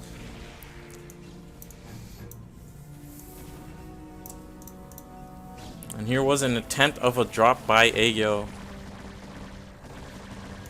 I think if Aegyo didn't lose all those drones, he would have actually been in a monstrous position against DeWalt. But DeWalt prepared that drop, sniped the spire, sniped 22 drones, and Aegyo's really just trying to buy time here. He did manage to get a few drones in, but still not at the drone count he would want. Let's look at the upgrades. He has 1, weapons 1, not upgrading any further. We have a lurker drop at the net. Only 2 spines go off. He did get a decent number of probes. They're on even worker counts. DeWalt has 1-1 upgrades now. And we have another lurker drop in the main. 1 spine goes off, but the lurker just slightly out of position there and gets killed. So Aegyo's doing his best, trying to counter harass, but not enough. Here's DeWalt with the shuttle and a high Templar. Only manages to get to get 3 drones, but the shuttle is still alive. This is the initial shuttle after all, so a ton of value being provided by this shuttle. 3 zealots being unloaded. There's only 3 hydras here. Won't be enough to deal with that, and at the same time, DeWalt is moving up for an attack.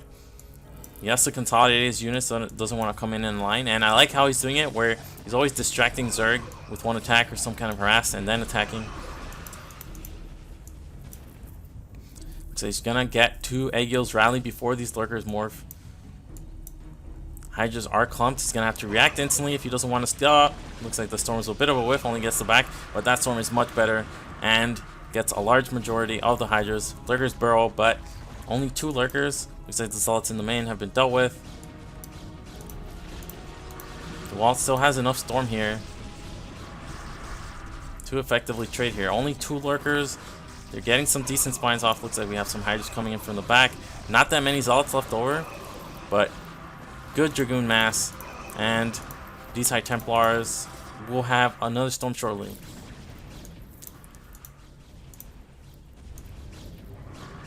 And now when you're at Zerg's rallies and units are coming in like this, piecemeal, one at a time, it just looks bleak for Zerg. Zealots coming in, dragoons being rallied. The wall is on 8 gateways after all.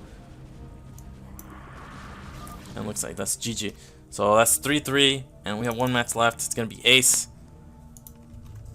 No one is going to know who's the ace is, but please take your guesses.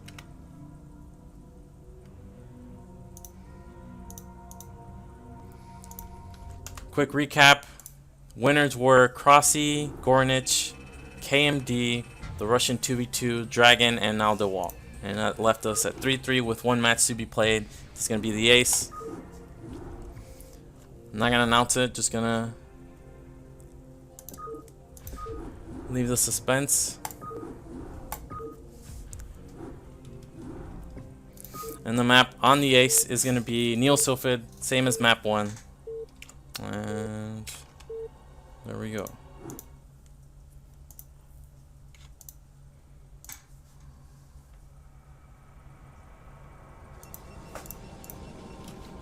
Oh.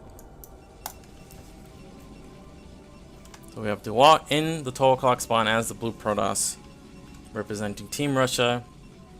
And in the bottom right, we have Crossy as the red Zerg.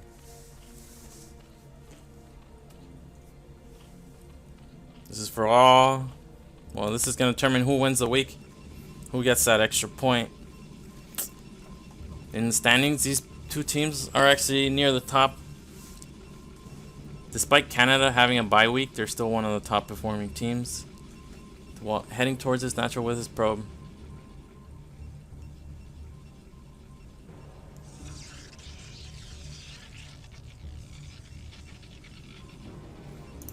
Pylon and the probe is going to remain. So it looks like the wall's really favoring. Nope, just going to go back into the main.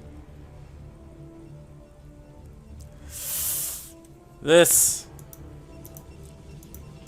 We saw Crossy went for 9 pull against Lanterex, but it looks like he's not messing around this time. Making that Overlord. Oh, we have the mineral boost drone. I saw that. And this is actually going to be a hatchery first from Crossy. And DeWalt went for the 10 gate. So hatch first against 10 gate, but it's going to be 11 hatch. So I think Crossy is just going to be fine here.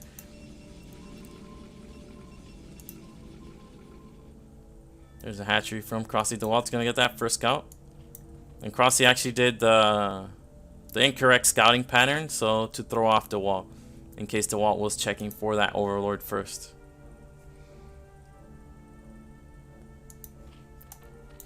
I'm going to be casting with Rude Girl tomorrow again.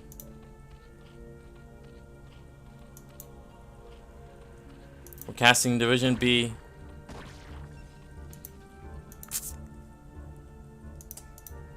And there's the 1 gate from DeWalt. Let's see how many Zealots he decides to make. So we have 1 in production. We don't have a second one cube, but we do have this pylon. Let's see, let's see. Looks like it's just going to be the 1 Zealot expansion from DeWalt against the 11 hatch.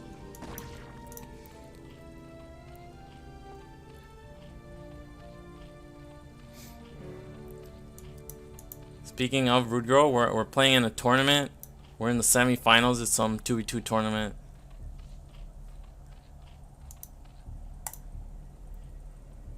I'll be streaming that as well. And here comes the Zealot. Now, the wall only went for the one Zealot, immediate Nexus. Now, should see a Forge, because he's going to have to defend from the Link counterattack. He's actually going directly for that third base. Now, if he were to come to the natural, there's a small area here. He could position the Zealot. The thirds on this map also have, well, actually not this third. Another Zealot from the wall. Still no Forge. He's actually going to tech up extremely fast. Now, this could be risky. This could be risky because if Crossy were to go for a Ling on lane, I don't think he would be able to hold. But he's buying time with this Zealot. Look how awkward it is for these Zerglings to attack. Only gets 2 in at a time. The Zealot effectively kills 3 Zerglings, and that's a valuable trade on its own. Now the wall's going to move out again, and again I think he's playing a little bit risky because he doesn't know how many Lings Crossy has made. His probe scout went down pretty fast. And Cybernetics Core before Forge, or before Cannon. There it is. If the wall can hold, he's going to have a big tech advantage. And he's pulling back to his wall. 3 Zealots to effectively block this. Now he's going to need that cannon. This is what I'm talking about. Crossy only made the minimum amount of links to defend. He's actually joining up behind this, just trying to scare the wall a little bit. The wall's not exactly gotten away with murder here, but played a little bit riskier than normal.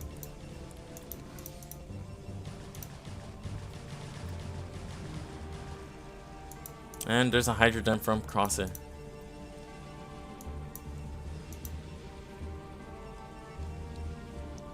This allows him to skip Link speed.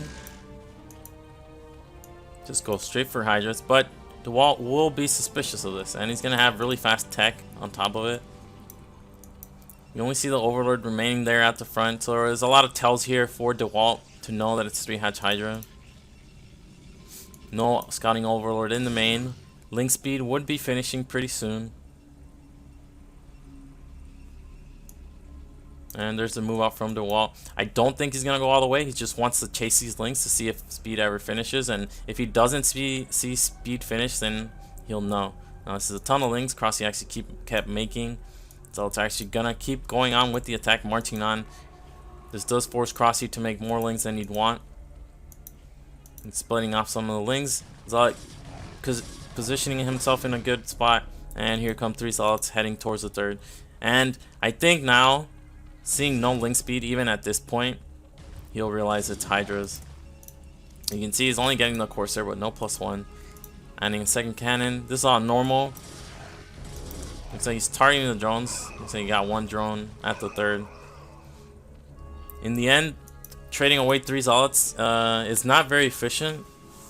Even if you force Zerg to make all these links, because now he's not going to have the Zealots to defend from the Hydras. But he did get critical scouting information. And look, he's adding gateways. Gonna try to snipe out this order, but I think the Hydras will arrive just in time. What's W do? Oh, I didn't know that.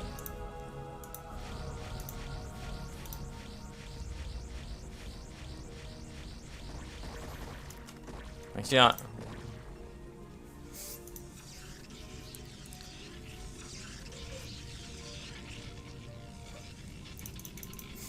the wall going up in cannons. 6 cannons already. I'm surprised he's not scouting with these Corsairs. Looks like Crossy's trying to get in these links, trying to maximize the value of these links before these cannons get up. Good targeting from Crossy. Link's getting on top of the cannons. I think the wall could actually die here if he's not careful. Cannons in the back are morphing. Looks like they're about to be complete. All the links go down. This cannon almost dies, but not quite. And he's pulling probes way off the line, trying to buy his cannons a little bit more time.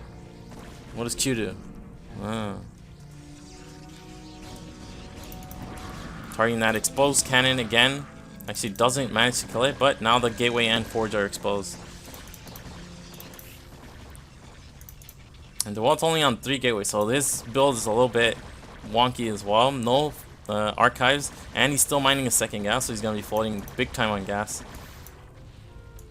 Of course, there's getting some scouting information, and Crossy is still making Hydras, you can see in the production tab.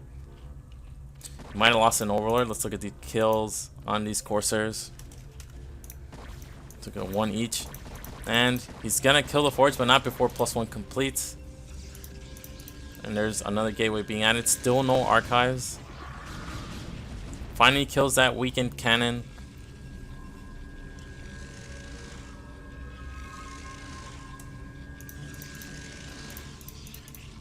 And there's a forge from DeWalt. Still adding gateways, no tech, no further tech. And Crossy finally deciding to drone up.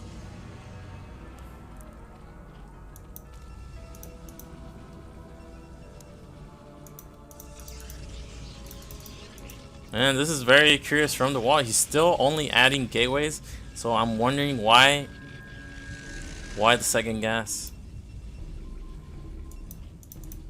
There's a 5th hatchery from Crossy and the evolution chamber and the lair. DeWalt sees all this with his Corsairs.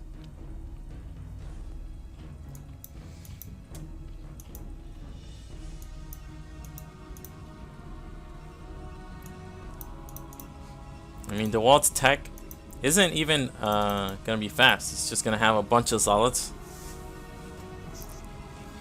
And it's gonna come down to control, because zealots, yeah, in large numbers, they're gonna be scary, but if Crossy can micro his hydras, he's gonna have 6 hatcheries, he's gonna have a ton of production. He's been allowed to drone up. Corsair is still looking for overlords to kill. He does have the hydras at the front to spot. And here come the zealots. It's gonna be 11 zealots. It's producing off 6 gateway. There is finally the archives. It's gonna be 11, then 17, then 23 zealot, but Crossy has 6 hatcheries about to be up. Now he's a little bit short on minerals because his droning was a little bit late. I think he wants to add a spire, but he needs all the units he can get in this moment. Now this is gonna be a good engagement. Zealots can't get a good surface area, so DeWalt's forced to retreat. He makes another round of zealots, and I think it's actually made even another Corsair. So Zealot Corsair, but I think the pressure's about over. He's gonna have to go into High Templars now. He's getting Storm and some High Templars, +1 armor, about halfway done. Trying to find a good spot to use these Corsairs, but not accomplishing much. He does spot the Spire, which is big. Now Crossy's only on 2 gas. He's gonna need that 4th hatchery or 4th base with that 3rd gas pretty soon.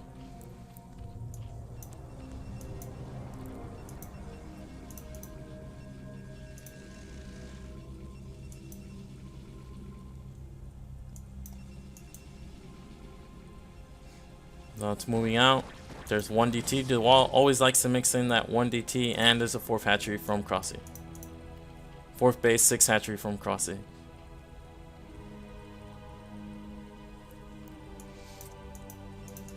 Now he's not mixing in any more Corsairs. He does know, based on what he saw from Crossy, that the threat of mutas is available.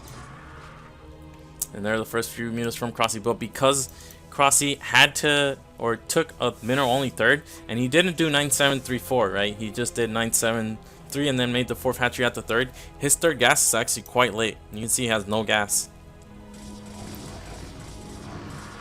Oh, that's painful. Loses about 6-7 hydras there, getting trapped. The mutas are out, but they get spotted. And these zealots are getting a good surface area on these hydras, so even though they're all gonna die, he's gonna trade efficiently enough. And there's the DT at the 4th base.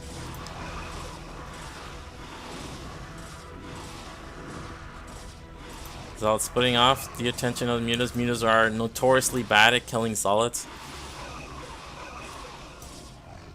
Zealots heading into the main. DT still poking away at the 4th from Crossy. Crossy only has so much attention at this moment. And behind this, DeWalt going up to 8 gateways. 1 armor finished, and now he's adding in the Dragoon mass to follow up this attack with another one pretty soon. He has to be careful though, because he doesn't have that much anti-air. He only is gonna have Dragoons to kill these. Well, actually, no. He kept making Corsairs. He had 3 initially, now he added a couple more. Don't have +1, but I think it's just gonna be enough. Too much anti-air at this point for DeWalt. You're just trying to get a good spot. DeWalt leaving 1 High Templar behind. This is pretty smart. If mutas want to harass the main, they're gonna get stormed. And killing this fourth base is actually crucial. Look how low on gas Crossy is. And there's the third base from DeWalt. If you look at the upgrades, DeWalt has 1-1. His weapons 2 on the way, and Crossy I'm pretty sure is only gonna have weapons 1. Often forgotten +2, very important for Zuri. And we have 5 Corsairs and a lot of Dragoons.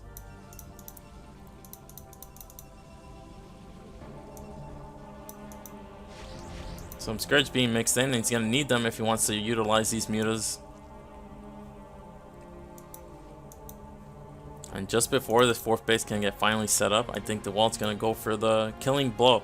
Crossy is massing Hydras behind us, but he needs to kill off some of these High Templars just before the fight. Looks like DeWalt not even storming. There's a storm finally. 1 High Templar goes down. 2 High Templars. Alright, so he managed to kill 2 High Templars. We still have another 2, each with Storm. And this is a ton of Zealot. To have 1 armor, that 1 armor is going to be huge in this fight. And looks like Crossy is still not ready to fight. Still can't get a good engagement. And the further back he goes into his base, the better off the storms are going to be. Storm on the bridge, cutting off these Hydras from flanking. And he's going to get on top of Crossy's natural, right on top of the rally. Again, another storm on the bridge, and Corsairs killing Overlords on top of everything else. DeWalt's third base is already up. And GG. So that'll be it. Canada wins 4-3 against Canada, Russia wins 4-3 against Canada, I should say. And now, this is about XPX. XPX is still not yet on Team Russia. Quick recap. Crossy, winners were Crossy, Gornich, KMD, Russian 2v2, Dragon, DeWalt, and then DeWalt again in the ace. So GG, thanks for watching. Tomorrow is going to be a cast. It's going to be Sweden against Poland and one of the Division 2 teams. Please tune in. Thanks for watching. And si te gustó este video, no olvides darle like. Y si aún eres nuevo y aún no te suscribes, te invitamos a hacerlo y a darle clic a la campanita. Recuerda que todos los días viernes estaremos subiendo nuevas guías y nuevo material, todo en relación con Starcraft remasterizado. Hasta la próxima, amigos.